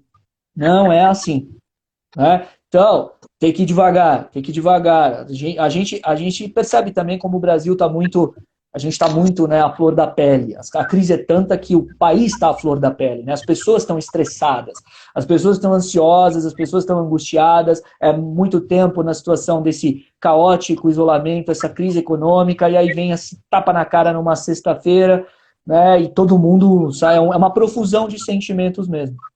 Mas, voltando ao ponto do general Heleno, a nota do general Heleno foi uma nota que pode, sim, ser enquadrada no artigo 6º, inciso 6º da Lei 1079 de 1950, que se refere aos crimes de responsabilidade. Porque, veja, esse artigo 6º, ele diz o quê? Dos crimes de responsabilidade contra o livre exercício dos poderes legislativo e judiciário. Usar de violência ou ameaça para constranger juiz. Quando ele faz essa nota e ameaça uma instabilidade institucional, seja lá Deus o que ele quis dizer com isso, ele incorre nesse crime. Tanto é que, antes aqui da gente começar a nossa live, né, o PDT, hoje, protocolou uma notícia-crime contra o general Heleno justamente por conta dessa nota oficial. E vale aqui também dizer, e aí a importância que a gente tem que ver nessas questões técnicas jurídicas, de que a nota oficial que o general Heleno subscreve, ele subscreve como ministro de governo. E o ministro de governo fala, sendo o ministro, né, responsável pelo Gabinete de Segurança Institucional, ele fala pelo presidente. Então, veja, essa nota institucional, ela não é, na verdade, nenhuma mensagem só do general Heleno. Ela é uma mensagem do presidente da República via general Heleno. E isso tem que ser observado, porque isso é um possível crime de responsabilidade. Aliás, percebam também a mentalidade autoritária. Ora, se você não tem nada a dever, o celular vai ser apreendido como o celular de cada um de nós pode ser apreendido aqui. Todos nós somos passíveis aqui de ter o celular apreendido numa investigação que venha, né, a bater na nossa porta. Da mesma forma, todos nós devemos comparecer à justiça quando formos chamados a depor. Porque o general Heleno já tinha se incomodado com aquela intimação que o ministro Celso de Mello deu, dizendo que ele deveria depor sob a condução, caso não fosse depor, sobre vara. Isso é um jargão jurídico, é normal. E ele ficou incomodado, que desrespeito aos ministros, que desrespeito aos militares. Então é muito interessante pensar que um governo que fala, né, em liberdade, que não quer, né, uma ditadura aqui, tem uma mentalidade tão autoritária. E uma mentalidade, aí pegamos a fala do Weintraub, que eu quero acabar com esses privilégios, quero acabar com os privilégios, não sei o quê.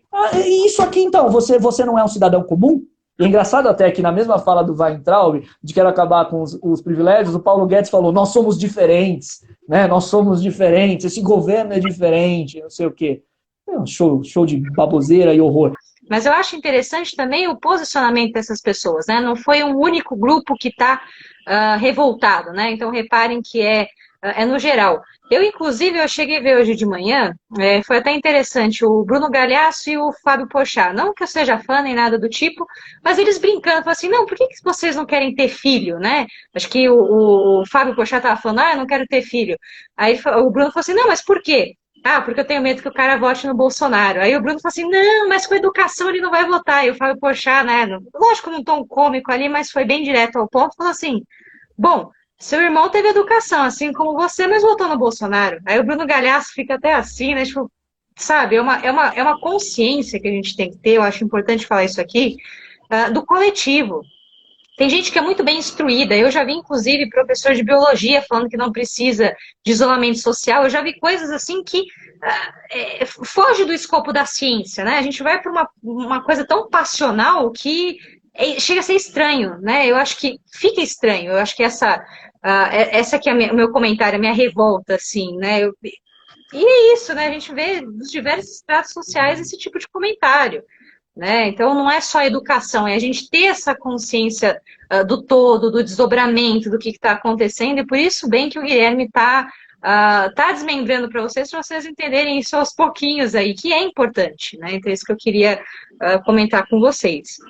Tá, Gui? Mas era só nesse sentido, para a gente comentar, né? Algumas palavras aí. Aí, ó, até o pessoal comentando história. É normal, gente, é a paixão. Paixão não se explica, não se explica. E é por isso que muitas vezes eu vi algumas reportagens interessantíssimas. O bolsonarismo, ele é semelhante, né? Eles se beijam, acho que é a melhor expressão, com o próprio lulismo, né? É igual, é um fanatismo que não tem como explicar, sabe? Foge da era da razão. Eu acho que essa é a melhor explicação que a gente pode dar nesse sentido. Eu acho que, por exemplo, a Tamara aqui comentou, eu acho que isso fortaleceu, né, os seguidores dele. Tamara, na verdade, quem é seguidor fanático vai ser seguidor fanático independentemente do que acontecer. Seja de quem for. A gente tem estudos no Brasil, depois eu posso até né, depois comentar com vocês isso numa outra oportunidade, mas a gente tem estudos aqui já feitos no Brasil por diversos pesquisadores de que a gente sempre teve no Brasil, né, uma parcela da população, mesmo que pequena, que sempre defendeu a intervenção militar. Nos governos anteriores, etc., que sempre defenderam a intervenção militar, sempre defenderam, né, um regime fechado, ditadura. A gente tem grupos neonazistas na Alemanha, a gente tem grupos neonazistas na Europa inteira, na França, a gente teve problemas na França das pessoas pichando, né, suástica em cemitérios, né, de judeus, etc., né? Então, assim, o que eu quero dizer com isso é que o cara, quando ele é fanático, não importa o que acontecer, ele vai continuar fanático. Esse cara tá cego. Esse cara tá cego, porque para ele não é política, para ele é uma questão ali de identidade pessoal, né? Aquilo para ele é importante como pessoa. Ele não vê aquilo nem como... Acho que travou um pouco aqui, Nathalie. Voltei agora. Ele... Voltou. Eu tô... Tá ok. Manda ver. Voltou. Manda ver. Então... É um problema, vira um negócio quase de identidade, não é mais política, é identidade pessoal. é uma questão identitária. Então, esse tipo de pessoa é difícil de conversar. Né? Aquele paradoxo, né? Você precisa tolerar o intolerante, tem que tolerar o intolerante, como conversar com um fascista, etc. Então, veja, nesse sentido, essas pessoas não vão mudar. Agora, muitas pessoas que ficam, muitas que votaram nele, e olhando aquilo e vendo, poxa, que não estão nessa questão de identidade, de fanatismo, elas tendem, com um desgaste, a começar a ficar em dúvida. Por isso que uma reeleição dele com esse quadro é muito complicado, é muito difícil. É muito difícil, muito difícil. Aliás, é muito difícil um governo nesse quadro chegar ao final. Eu continuo falando que a minha opinião, se me perguntarem, o governo vai cair? Na minha opinião, vai. Quando? Não sei. Mas em 2022, desse jeito, ele não chega. Não dá para chegar assim. É muito desgaste, é muito desgaste. A não ser que a gente tenha uma mudança no governo, que de repente, né, baixe uma entidade no Bolsonaro e ele vire um grande negociador e de repente mude. Mas o que a gente tem visto desde que ele assumiu a presidência é que ele não muda. Pior, ele piora, ele radicaliza mais. Então, assim, o Bolsonaro ele não quer negociar, ele não quer governar. Então, é muito difícil que esse governo chegue ao fim. Agora, esse processo é lento, como eu já falei, esse processo não vai ser do dia para a noite, gente. Infelizmente, aqueles que querem que esse governo caia, logo, vocês vão sofrer ainda um pouco mais. A gente ainda vai sofrer um pouco mais. Eu digo também algumas razões pelas quais isso vai acontecer. Mas só para voltar para o vídeo, para a gente fechar o vídeo aqui também, né?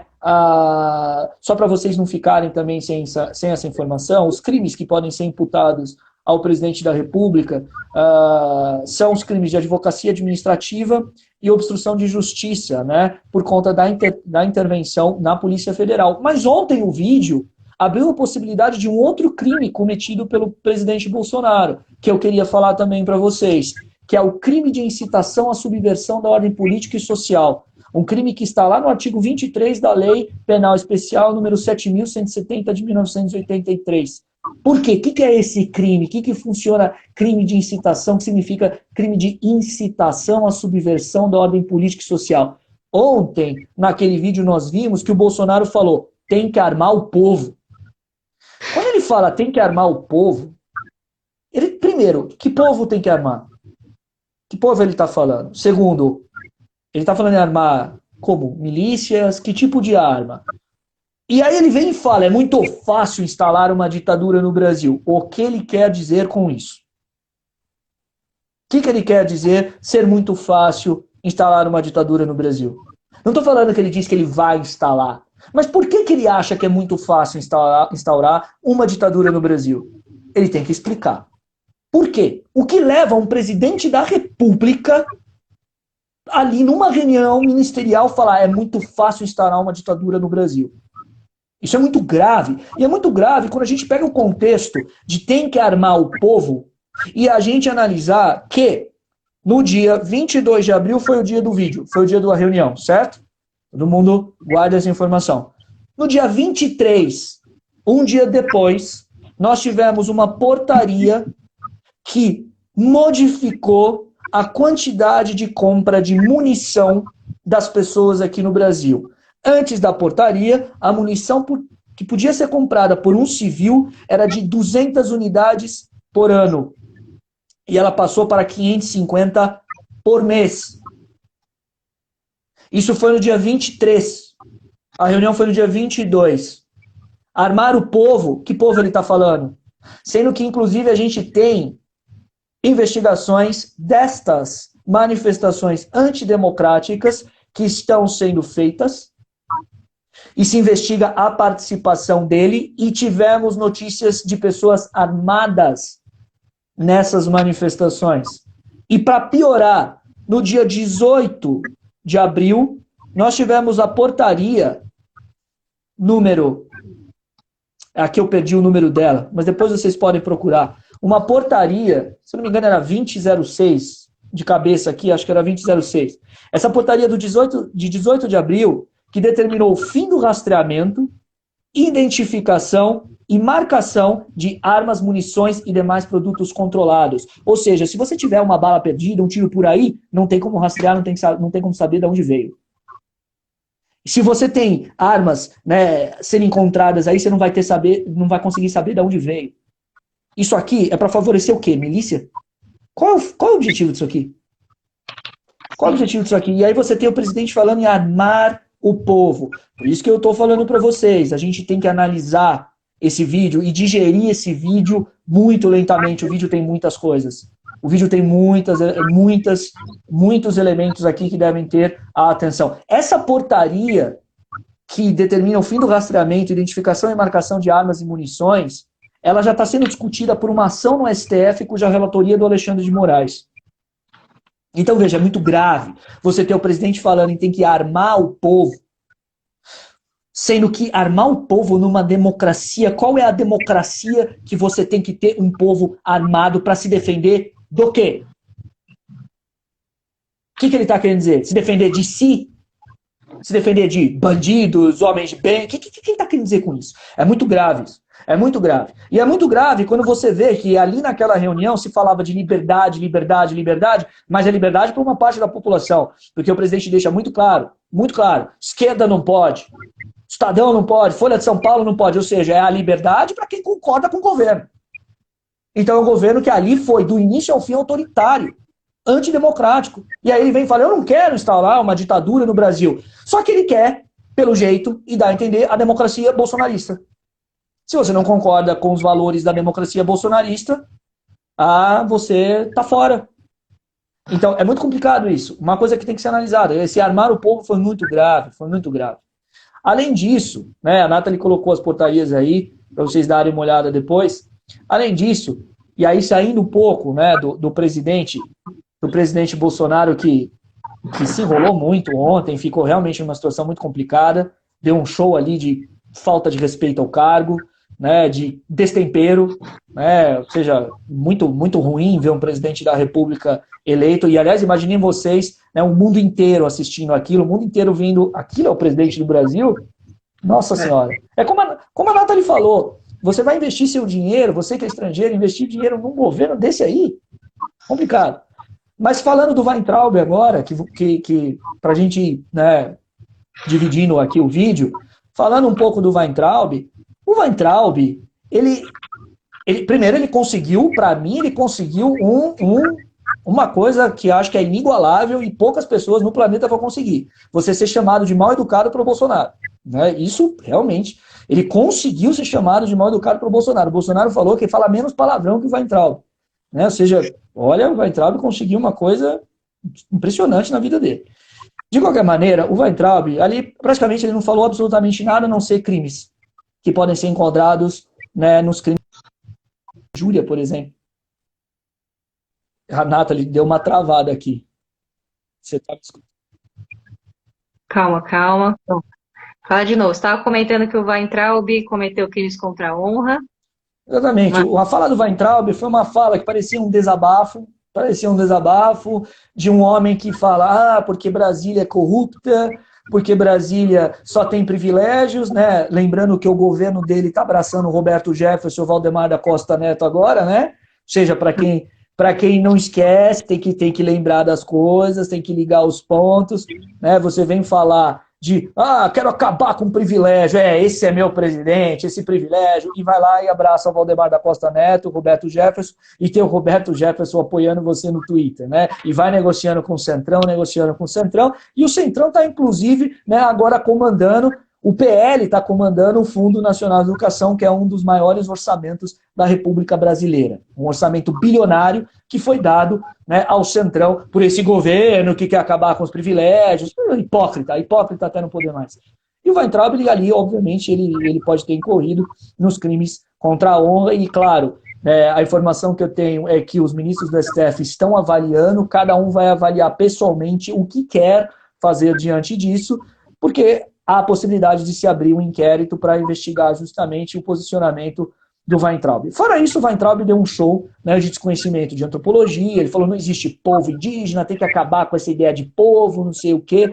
Um desconhecimento enorme de questões antropológicas, questões sociológicas, né, ou seja, ali ele deu um show de ignorância e, ao mesmo tempo, ele, né, se demonstrou um cara bastante incauto e autoritário ao se referir aos ministros do STF assim. A Damares, e aí, né, vamos chegar no ponto da Damares, eu sempre falo que a Damares, ela me causa, né, sensações muito complicadas, né? A Damares, ela eu sinceramente, eu acho que ela não entendeu até agora o que ela está fazendo. Ela não entendeu até agora o que ela está fazendo lá, ela não entendeu qual é o papel dela, ela não entendeu como funciona o governo. O que ela falou não faz nem sentido. Né? Primeiro, ela diz que os governadores e prefeitos estão mandando prender. Governador e prefeito não manda prender. Quem manda prender é juiz. Tem processo nesse país. Ele ainda é democrático. Então, essa é uma baboseira. Né? Prender uma coisa, deter a outra, mandar a pessoa voltar para sua casa é outra. Então, assim, é um absurdo o que ela estava falando. Um absurdo. Fora isso, né, a Damares, ela, né, veio reclamar de violações de direitos humanos, no mesmo momento que ela exige a prisão de governadores e prefeitos. Né? Então, assim, ela fala de violação de direitos humanos e comete violações de direitos humanos, querendo prender os outros sem processo, sem crime, sem absolutamente nada. É um show de horror. E aí ela vem reclamar que o STF, né, fez aquela palhaçada de querer julgar o aborto no meio da pandemia. Primeiro, o STF não se move de ofício. O STF é provocado por alguém. Então não foi palhaçada do STF. Alguém entrou com uma ação, o STF vai ter que analisar a ação. Além disso, não era um aborto, era apenas um caso em relação ao aborto de mulheres que estavam ali com Zika vírus. Sendo que essa ação sequer foi analisada no mérito. Essa ação ela foi rejeitada sem análise do mérito. Então, ela nem sabe o que estava acontecendo. Ela nem sabe efetivamente o que ela estava falando. A Damares é extremamente perdida. Né? Eu usaria até o adjetivo coitada, mas não vou usar o adjetivo coitada porque ela está ganhando um bom salário para falar toda aquela asneira que ela está falando. Sendo que ela simplesmente, né, na pasta dela não tem observado que a violência contra a população indígena aumentou no Brasil. A gente tem uma série de denúncias em relação a assassinatos de povos indígenas. A gente tem um aumento enorme de violência doméstica, etc. E as medidas que a pasta dela toma são as medidas como, por exemplo, aquela competição para ver quem passa uma tarde com ela e com a primeira-dama, aquela competição lúdica, segundo ela, de crianças para fazer uma máscara, e a máscara mais bonita vai ganhar uma tarde com a Damares e com a Michelle. É um negócio surreal. O Ricardo Salles, para a gente chegar no Ricardo Salles, o Ricardo Salles foi um dos mais graves. Foi, sem dúvida, um dos mais graves. E por que um dos mais graves? Porque, primeiro, o Ricardo Salles, ele confessa que não se trata de um governo transparente. Que é um governo hipócrita, que fala em transparência, que fala em acabar com privilégios, mas abraça o centrão, e quer fazer as coisas na calada da noite. E ele teve, claro, né, a coisa horrível de falar, vamos nos aproveitar da pandemia para poder aprovar toda essa desregulamentação. Bom, esse cara, é óbvio que ele vai ser investigado. É óbvio que ele vai ser investigado e não tem como ele continuar ministro. Não tem como ele continuar ministro depois disso. Não estou falando que ele vai ser, gente, semana que vem já sair do cargo. Não é isso que eu estou falando, não, que eu acho que não vai. Mas é um absurdo, porque o que o Ricardo Salles falou, e aí vejam, todas as pessoas que estão aqui assistindo, muitas são da área de relações internacionais. Vocês internacionalistas pensem, a fala do Ricardo Salles colocou novamente a Amazônia no centro da discussão, porque a gente está num nível de desmatamento que é violento, a gente tem uma média de 200, né, para esses meses, 200 quilômetros quadrados do ano passado para 400 e pouco quilômetros quadrados de desmatamento. Nesses mesmos meses, comparados com o do ano anterior. É muito grande. É muito grande. E a gente tem uma desestruturação completa do sistema de fiscalização que está liberando grilagem e liberando simplesmente, né, a apropriação indevida de terras no Brasil. O que o Ricardo Salles falou tem uma repercussão muito negativa para o Brasil no cenário internacional. E aí eu vou recordar com vocês um acordo recente que o Brasil estava concretizando com a União Europeia, aquele acordo Mercosul e União Europeia, que exigia uma série de medidas de proteção ao meio ambiente. Aí você tem um ministro do meio ambiente falando isso. Ou seja, economicamente prejudica o Brasil. E que, inclusive, a Noruega, que tem o maior fundo de proteção ambiental do mundo, já tirou o Brasil do fundo, né? Já Isso tirou? sem, isso sem contar, né, falando da saúde, quantos indígenas já estão tendo problema, né? A Covid já chegou até eles, né? Sem contar isso. Então é deplorável. Exatamente. Então, o que ele falou foi lamentável, lamentável, foi criminoso e tem consequências muito graves. As consequências muito graves e internas para o meio ambiente já são desastrosas. E essas são terríveis porque essas a gente não vai conseguir voltar atrás tão cedo. E tem as consequências internacionais. Mais uma vez, o Brasil vai ser colocado como um grande vilão do meio ambiente, jogando no lixo um capital político, diplomático, que o Brasil sempre exerceu de liderança, desde a Eco 92, desde a Rio+20, ou seja, que o Brasil sempre exerceu no campo internacional, o Brasil simplesmente jogou no lixo. Jogou no lixo. E nos tornamos, com este governo, cada vez mais um anão internacional, cada vez mais um país que está se virando como um pária internacional. Então, muito grave esse posicionamento do Ricardo Salles. E aí vem o posicionamento do Guedes. Né? O Guedes, primeiro, aquele show, né? A Nathalie deve ter adorado. Né? O Guedes, né, economista, né? O Guedes naquele show de narcisismo, aquele show de narcisismo de eu li Keynes 3 vezes no original. E daí a gente até dou risada, porque você está numa reunião de ministros de Estado e o cara, de repente, ali, com narcisismo que ele não consegue, né? Porque o Guedes é de um narcisismo impressionante. Eu li 3 vezes Keynes no original. Só faltou ele falar assim, seus idiotas, né? Porque nós somos diferentes, nós somos superiores, e blá, blá, blá, né? E não, ele leu 3 vezes e não entendeu, pelo jeito. Né?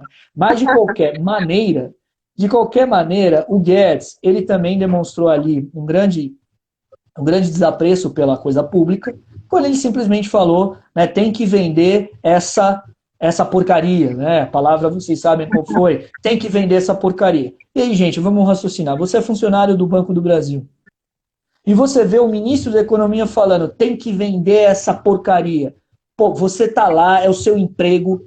O Banco do Brasil é um banco que tem, né, tem capital privado, etc., mas é um banco que tem pessoas que são concursadas. E aí, de repente, você vê um cara falando assim, tem que vender essa... Mais uma crise interna, mais uma crise no governo. Tem a repercussão econômica também, que a Nathalie pode falar melhor, etc. Né, ele já falou, né, o Brasil é comandado por 6 bancos privados, etc. Né, enfim, tem outras discussões acerca disso. Mas, de qualquer forma, o Guedes ontem também demonstrou que, né, falta orientação, falta um plano ali, né, essa proposta exclusivamente liberal dele no momento, né, eu acho até forte falar liberal, porque uma proposta liberal é uma proposta bem pensada dentro daquilo que se acredita na teoria liberal. Eu diria que o Paulo Guedes não tem proposta, ele tem uma loucura, ele tem uma miopia muito grande de uma ideia fixa na cabeça em relação a um país que está passando por um momento como esse. Ali, para mim, foi muito grave esse excesso de narcisismo do Paulo Guedes e essa desorientação em relação a uma proposta econômica para o país. Ou seja, pegando todos esses elementos dessa reunião, do vídeo, eu tentei aqui desmembrar um pouco, né, um pouco de cada, e vamos abrir um pouco também para as perguntas, mas a gente vai digerir muito isso, gente. A gente vai digerir muito, tem muita coisa ainda para se analisar de tudo que foi falado nesse vídeo, e esse vídeo vai causar muito desgaste ainda para o governo, não tem como não causar. Isso ainda vai reverberar em possíveis investigações, em possíveis, né, análises de crimes cometidos pelo Weintraub, pelo Ricardo Salles, né, a total desorientação do país em relação à política de direitos humanos, que não existe. Uma política internacional também, a gente soube, embora não tenha visto, né, que em relação à China, foi dito ali pelo Ernesto Araújo que existe um coronavírus, que a China tem agentes especiais no governo, etc. Né? Não sei se vocês chegaram a ver isso, mas o Ernesto Araújo, essa foi a parte que foi vetada pelo ministro Celso de Mello para não causar um mal-estar, né, diplomático com a China, mas o Ernesto Araújo disse que tem, né, agente de inteligência da China no governo, os delírios, né, de uma política externa inexistente nesse governo. Então, a análise mais desmembrada é um pouco essa, e a gente conclui simplesmente e essa era mais, né, esse era o ponto que eu queria chegar, que nós não temos governo. Nós não temos governo. Nós não temos governo federal. O que nós temos é um governo que, infelizmente, nunca saiu do palanque eleitoral. Ele nunca deixou de fazer campanha, ele só sabe fazer campanha. O Bolsonaro só sabe fazer campanha. A preocupação do Bolsonaro, a primeira preocupação do Bolsonaro é a campanha, a segunda é campanha, a terceira é campanha, a quarta é campanha, e assim vai, ele só faz campanha. O que ele tem a oferecer para o país é isso. É um combate eterno, e mais do que isso, ele fomenta também uma divisão na sociedade brasileira, ele fomenta uma agressividade entre os brasileiros para que efetivamente essa política, que é uma campanha eleitoral eterna, e uma campanha eleitoral eterna você tem que ter adversários, seja uma política de adversários. Então esperar que o Bolsonaro, que o governo Bolsonaro vai acender uma bandeira, né, hastear uma bandeira branca e coordenar o combate à pandemia com os governadores, com prefeitos, eu gostaria que ele fizesse isso simplesmente porque eu não aguento mais ver gente morrendo. Eu não aguento mais ver a gente viver essa tragédia. Mas ele não vai fazer isso porque ele é incapaz de fazer isso. Ele não consegue. Ele não consegue. Ele é o tempo todo esse presidente combativo, num mau sentido, que não consegue entender o que é governar o Brasil. É um cara despreparado, um cara que mostrou na sua reunião de ministros um despreparo total. E, gente, por favor, não achem que nos outros governos, uma coisa é quando você lava a roupa suja com o ministro, etc., você chama de lado, mas nem nas reuniões, nem em reuniões de trabalho você vê tanto baixo nível assim em qualquer lugar. Em qualquer lugar. Então, foi um vídeo que realmente ele desnudou a falta de governo. Nós não temos governo. Não temos, infelizmente. Era isso, Nathalie. Então, vamos abrir aí para as perguntas. A gente abre, mas eu queria comentar do Guedes, eu acho importante. A fala dele sobre vender, né, o Banco do Brasil, eu acho que o Guedes só esqueceu de 2 detalhes. A gente não tem um problema direto com o Banco do Brasil. Tem uma outra coisinha que também é público-privada, que chama Caixa Econômica Federal, tá? Que a gente também tem um grande problema lá. E que muitos, tá, com uma teoria liberal, com um posicionamento, defendem a privatização da Caixa, tá? Existem soluções, essa é a grande questão. O Guedes, né, a princípio, cismou com o Banco do Brasil, né? E se vocês lembrarem, no final do ano passado, se não me recordo, perguntaram para o Bolsonaro, e aí, o seu homem aí, né, da economia, vai de fato privatizar o Banco do Brasil? Basicamente, a resposta é sempre assim, né? O homem da economia é o Guedes. Então, tudo que aconteceu na economia deixa o meia-culpa com quem? Com o Guedes. E, nessa ocasião, o Bolsonaro falou assim, quer dizer, foi feita essa análise, né? Primeiro, ele vai ter que me convencer de que é necessária a privatização do Banco do Brasil. E a gente sabe que convencer o nosso presidente aí não é uma coisa muito fácil, né? Não é uma coisa simples de se explicar, né? Não sei nem se ele entende qual que é a capacidade intelectual dele de entender o que é um movimento de privatização, qual que é a necessidade disso. E, a princípio, no plano econômico de governo, não existe esse plano de privatização, até porque o Bolsonaro, ele quer o quê? Quer um Estado grandão, o Estado aos moldes do quê? O molde lá, vamos falar assim, nos moldes da ditadura, né? O Estado indo em todas as frentes. Então, muito por isso, ele fala, se tiver que intervir, eu vou intervir mesmo, porque quem quer mandar é ele, né? Não interessa o que vai ser feito, você não pode deixar nada a cargo, né, do mando privado, você entendeu? É tudo ele que vai mandar, e ponto final, não interessa. Então não existe na cabeça dele, não passa essa ideia de vamos vender isso aí, tá? Não passa na cabeça dele, não existe isso, tá? E com relação ao plano Marshall, primeiro que o plano Marshall não é o que está sendo feito, o plano Marshall não tem nada a ver com o que é a proposta. Simplesmente viram esse nome bonito, plano Marshall, e falaram, põe o nome lá de plano Marshall que está tudo certo. Terceiro ponto, Keynes, olha, vou ser bem sincera com vocês.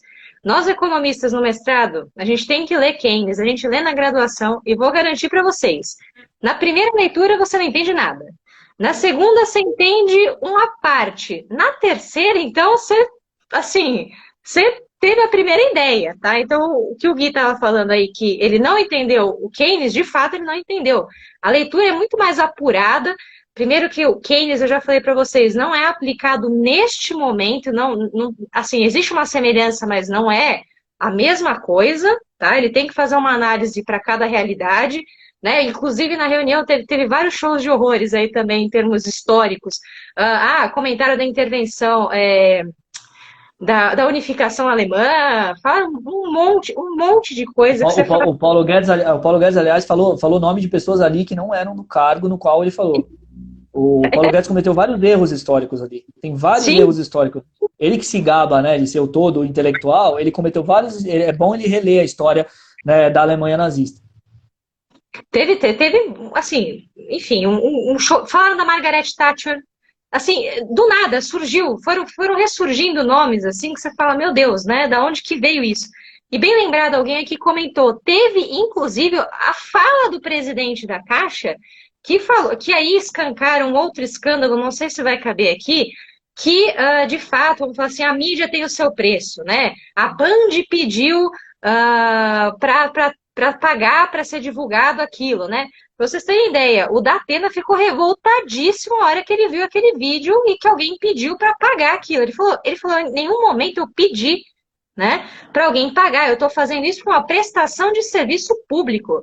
Não é à toa que a Globo faz propaganda não, tinha um programa, né, que era do Covid de manhã, que era o quê? Era uma prestação de serviço público. Tá? O merchandising, o apoio é por fora, isso é feito por parte de assessoria de imprensa. Agora, de fato, se alguém recebeu dinheiro, tem que ser apurado, porque está sendo por fora, é o que? Um caixa 2, né? Um outro crime aí, acho que o Guilherme pode até falar muito melhor do que eu, mas também tem que ser verificado. Né? Tem essas pequenas também nuances, que eu sei que é muita coisa, mas a gente acaba lembrando, e que são chocantes, né? Revelam uma desarticulação, uma coisa sempre feita por baixo do pano, né? Uma falta de despreparo, uma análise que você não consegue fazer tecnicamente falando. E acho que isso que é o que mais nos preocupa, né?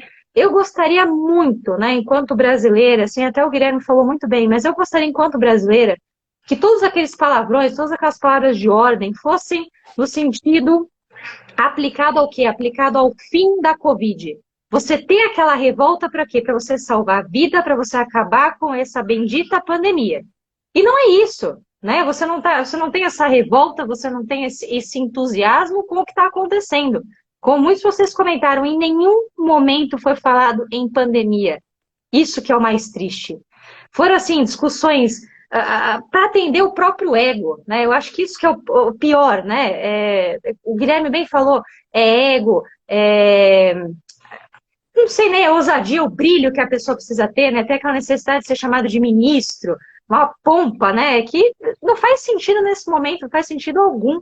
Né? Isso que mais me dói, assim. Se tivesse o mesmo entusiasmo, como o Guilherme comentou também, você unir governador, né, o município, o estado e a União para combater isso, puxa, eu iria ser uma brasileira muito mais feliz na data de hoje, vendo aquele vídeo, se fosse para esse intuito, e que de fato, infelizmente, não foi. Então, essa é eu diria, meus comentários aí finais, a minha tristeza, né, com relação ao que foi, com o que foi dito. Até comentaram aqui uma coisa importante também, né, Guilherme? O próprio Tait, que estava na reunião, quando ele olha para o lado, né, ele falou assim, acabou. O que eu estou fazendo aqui? Para ele foi aquele estalo, assim, de caiu a ficha. Né? Falou, meu Deus, sabe, só tem maluco aqui? O que está acontecendo? E ele tá certo, pediram para ele ser assessor, inclusive, do Ministério da Saúde. Ele falou, não, chega, eu não vou me meter com isso, eu não vou sujar minha carreira, e tá certo.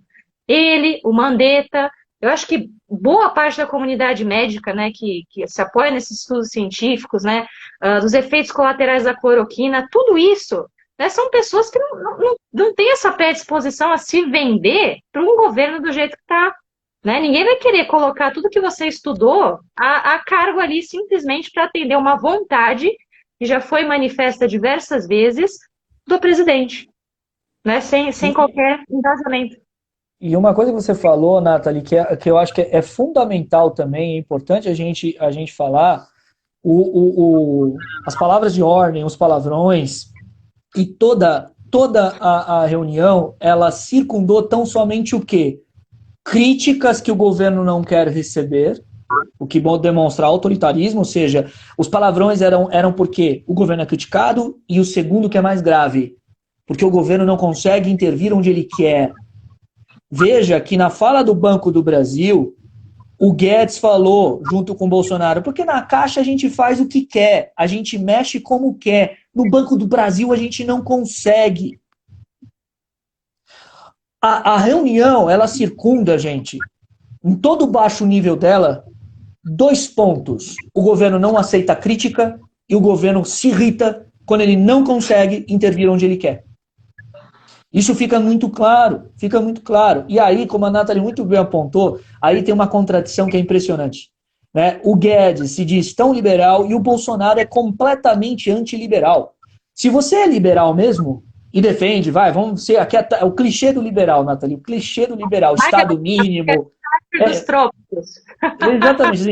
Então, o clichê do liberal, Estado mínimo, livre mercado, o mercado vai corrigir todos os problemas sociais do Brasil, deixa o mercado, né, laissez-faire, laissez-passer, a mão invisível, Adam Smith, né, reacordando, e assim vai, e o cara quer mandar em tudo.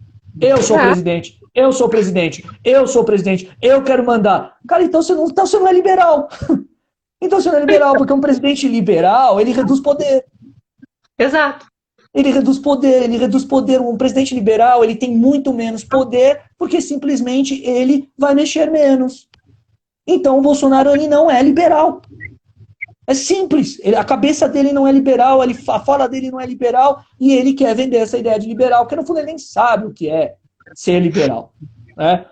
E só para responder uma pergunta aqui, Nathalie, o Stefano perguntou, e essa é uma coisa interessante, eu vou ser bem rápido, não sei como a gente está com o tempo, porque ele perguntou, mas um terceiro impeachment, isso mostra que a nossa democracia se fortalece ou mostra, né, uma democracia, né, caminhando mal? Olha, Stefano, a gente tem que lembrar que o impeachment é um instrumento que a Constituição trouxe como previsão. Ela é um instrumento da democracia. Se você tiver que ter 3 impeachments em 10 anos, vai ter que ter. Então a gente tem que parar, isso é uma coisa que eu tenho combatido muito e argumentado muito contra, com essa tese de o impeachment é muito ruim para o país, causa trauma para o país. Trauma para o país é um governo que comete crimes. Trauma para um país é um governo que comete crime de responsabilidade e não é punido. Trauma para um país é um governo que não tem projeto nenhum e que simplesmente vai desestruturando o país. Se tiver que ter terceiro impeachment, tem que ter. Se tiver que ter 4º impeachment, tem que ter. A Constituição nos trouxe o impeachment. Então, o exercício do impeachment ele é um fortalecimento da democracia. E mais, ele é uma defesa para que a democracia não acabe. E o processo de impeachment, óbvio, tem que seguir o seu rito como a Constituição manda. Né? Então, se tivermos que aqui passar por mais um processo de impeachment, que se passe. Teremos que passar. Horas. A gente vai simplesmente falar, tem que acabar com a corrupção no país, tem que acabar com a impunidade. Se o governo passa o recado de que se acontecer crimes de responsabilidade, uma série de crimes, não, impeachment é muito traumático, gente. Não vamos passar pelo impeachment. Não, esse argumento a gente tem que superar. O impeachment está previsto na Constituição, ele faz parte, é um instrumento democrático que nós temos para nos livrar daquele governo que não corresponde às expectativas legais do país, legais e justamente, né, que foram confiadas a ele no pleito eleitoral.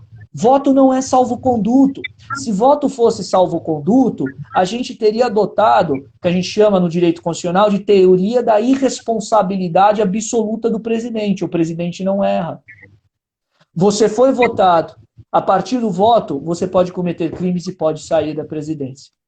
Então, veja, o instrumento de impeachment ele deve ser usado principalmente quando a democracia está em risco, que é o caso do Brasil. Perfeito. Acho que é um comentário válido. Estavam até comentando, né? Saiu, parece que agora, né? Estão mostrando algumas mensagens aí que foram encaminhadas, que o Bolsonaro já tinha tomado a decisão antes da reunião, né? Com relação ao Moro, né? Essa intervenção.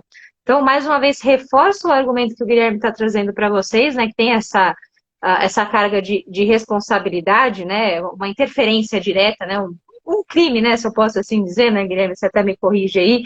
E é mais uma prova, né? Então vai se somar isso a toda a análise desse vídeo que foi divulgado, e aí a gente ainda vai ter muito desdobramento, né? Claro, isso vai refletir no mercado financeiro. Eu só queria trazer esse dado até para vocês. Muitos ainda no mercado, tá, acreditam que o Bolsonaro não cai, tá? Então eu diria aí que em torno de uns 40% para mais ainda acreditam que não vai haver um impeachment, tá? Isso é como o mercado financeiro está olhando para essa realidade. Isso é importante falar para vocês. Só um comentáriozinho em relação ao processo de impeachment, gente, e aí não no aspecto jurídico, mas no aspecto político. Né? No aspecto político, uma coisa que sempre deve ser considerada é qual é o papel do vice. Por que eu estou falando qual é o papel do vice? Eu não estou falando, gente, de se o vice será bom ou não. Qual é o papel do vice nas negociações no Congresso? Né? Aliás, convido vocês a lerem os livros de memórias e história da política brasileira. Quando o Itamar Franco estava prestes a se tornar presidente, ou seja, quando o Collor estava ainda na investigação e parecia claro que o impeachment viria, o Itamar Franco já tinha sido procurado para negociar com o Congresso como seria o governo dele. Da mesma forma aconteceu com o Sarney na época da morte do Tancredo. E o Sarney não queria assumir a presidência da República. Isso, inclusive, já foi dito por ele mesmo, expressamente, que ele recebeu um telefonema, disse, Sarney, o presidente morreu, você vai ter que assumir. Ele não queria assumir, ele foi pressionado a assumir. E o Itamar Franco também não queria assumir, o Itamar Franco não queria ser presidente. Tem uma conversa histórica do Fernando Henrique Cardoso, em que o Fernando Henrique Cardoso vira para o Itamar e fala, Itamar, você vai ser presidente, enfie isso na sua cabeça. E comece a procurar, a negociar como será o seu governo. Por que eu estou falando tudo isso? A gente tem que prestar atenção no Mourão. Porque o Mourão, se ele continuar inerte, e se ele continuar dizendo eu não quero ser presidente, ele dificulta o processo de impeachment, sim, no aspecto político. Agora, o momento em que o Mourão virar e falar para todo o establishment político, olha, gente, se tiver um impeachment, eu vou começar a formar o governo assim, assim, assim. Aí o Bolsonaro cai. Rapidamente. Então, de olho no vice. Os movimentos do vice sempre têm um papel importante, porque uma das grandes preocupações que se tem na política em relação ao processo de impeachment é o que a gente chama, é o day after. Tá, o presidente sai, o que vem depois? Isso para a política, ou seja, nos bastidores da política. Vocês têm que saber o que esperar desse futuro governo. Então, uma coisa que a gente tem que ficar de olho é justamente nas posições do Mourão e como o Mourão vai se comportar nesses dias, porque isso vai dar, talvez, alguns indícios mais para frente, muito mais para frente. A Tamara lembrou aqui, Rodrigo Maia. O papel do Rodrigo Maia é abrir o processo de impeachment e saber se na Câmara vai ter apoio ali para os votos. Se tiver os votos, muito provavelmente ele pode abrir. Se não tiver voto garantido ainda para ele cair, daí essa aproximação com o Centrão, ele vai segurar, porque você não vai abrir uma petição de impeachment para ela não acontecer. Se o Rodrigo Maia aceitar a petição de impeachment, claro, 100% não existe no mundo, mas é 80% de chance ou 90% de que o Bolsonaro vai tomar um impeachment. Ele vai aceitar quando o processo for realmente rolar. E a Juliana bem lembrou aqui, tal como o Temer e a Dilma. O Temer começou a negociar o governo dele antes da Dilma cair, todo mundo sabe disso. O Temer ele se reuniu com vários políticos, etc., e começou a montar o governo dele antes da Dilma cair. E esse é o problema quando você tem um vice como o Temer. Talvez o Bolsonaro tenha tido sorte num vice como o Mourão, que é um militar, não é político. Não é um cara que entende tanto assim da questão política. Mas o Mourão pode vir a justamente fazer essas, digamos, conversas e essa montagem de um futuro governo. Parece que o Mourão tem medo, Ele fica distante, assim, não quero, Deixa para lá, deixa a coisa acontecer, Não toma muito partido, E aí, só para responder aqui também um comentário, mas de fato, tá? Sempre, a economia sempre anda de mãos dadas com a política, então qualquer troca de governo muda a cabeça, muda a orientação, e aí a gente tem uma consequência nas medidas econômicas que vão ser tomadas a partir de então. Isso é importante também falar. Temos aqui duas perguntinhas. O apoio popular para o impeachment em um momento de pandemia, em quarentena, por meio das hashtags. Isso a gente até comentou, Guilherme? Às vezes a força não precisa ser necessariamente da rua, né? E o que a gente acha do Mourão? Aí eu vou deixar para vocês se fecha essas duas perguntinhas aí. Olha, as ruas elas são fundamentais, mas há muito monitoramento no Congresso sobre, né, a movimentação das redes sociais. Então, as redes sociais, ou seja, o mundo está na internet, o mundo está virtual hoje e faz diferença sim. Então, se vocês querem se posicionar, se posicionem, façam seus comentários, isso tem peso, e mesmo porque isso reverbera nas outras pessoas, façam um trabalho de informação, que é importante, gente. No momento que der para ir para as ruas, aí, se tiver rua, o governo não aguenta, porque a rua sempre impressiona. Mourão. Mourão, ele é uma esfinge, é uma incógnita. Pensem sempre o seguinte, mas será que o Mourão ele vai ser bom? Olha, gente, se o Mourão se tornar presidente, saem da esfera do governo federal todos os filhos do Bolsonaro, sai Olavo de Carvalho, sai Ernesto Araújo, sai Weintraub, sai Ricardo Salles, muito provavelmente sai Guedes, sai Damares. Eu prefiro o Mourão. Não sei se vocês preferem. O Mourão é uma incógnita, mas se sair todo mundo, se eu não precisar mais, né, me preocupar com Flávio Bolsonaro, Carlos Bolsonaro, Eduardo Bolsonaro, eu já estou muito satisfeito. De novo, um agradecimento ao Guilherme, um agradecimento a todos vocês, todo o carinho, e a gente sempre fica à disposição. Guilherme, suas considerações finais aí. Muito obrigado, gente. Mandar lembranças e abraços aí para todos. Obrigado por estarem acompanhando e se informem, continuem a se informar. A gente passa informação para frente. Informação é muito importante nesse momento, é a nossa principal arma. Fiquem em casa, se protejam e vamos tentar lutar para mudar esse país que vai muito mal e a gente precisa fazer a nossa parte. A gente, como professor, e o respeito que a gente tem na nossa profissão é o máximo possível a gente contribuir com informação. Essa é a nossa responsabilidade. E a gente faz isso com carinho porque é uma questão de responsabilidade cívica. Mas é isso, gente, que eu acho que o momento exige informação, exige responsabilidade, é um momento sério, sim, é uma crise séria, né? Nós estamos passando por um período que é, sem dúvida, o mais difícil da geração, da nossa geração, de todos que estão vivos hoje, né? Da minha geração, sem a menor sombra de dúvida, dos meus pais também, e a gente tem que lutar pelas coisas e entender que a nossa forma de contribuir é a informação. É a informação, e aí bem no sentido que eu gosto sempre, que é o sentido arendtiano de informação de poder, a ação e a informação, ela gera poder, ela inspira, ela transmite, e a gente tem que fazer isso. É nosso dever ter responsabilidade e honestidade nessa informação, porque é só assim que a gente vai conseguir, né, mudar um pouco as coisas. Então é isso, fica aí esse, né, meu agradecimento e esse pedido também, né? Vai, gente, se informa, se posiciona, toma posição. O país também é de vocês. Política impacta na vida de todo mundo, todo mundo.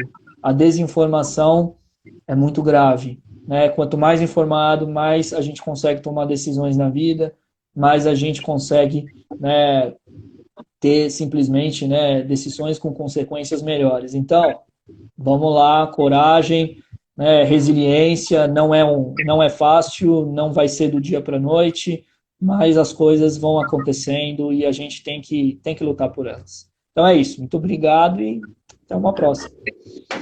Então, até muito obrigada, Guilherme. Obrigado vocês mais uma vez. Gratidão. Obrigada aí a todos vocês, tanto pelo carinho como pelas perguntas, e até sábado que vem, tá bom? Um beijão e até a próxima. Tchau, Guilherme. Tchau, tchau, tchau.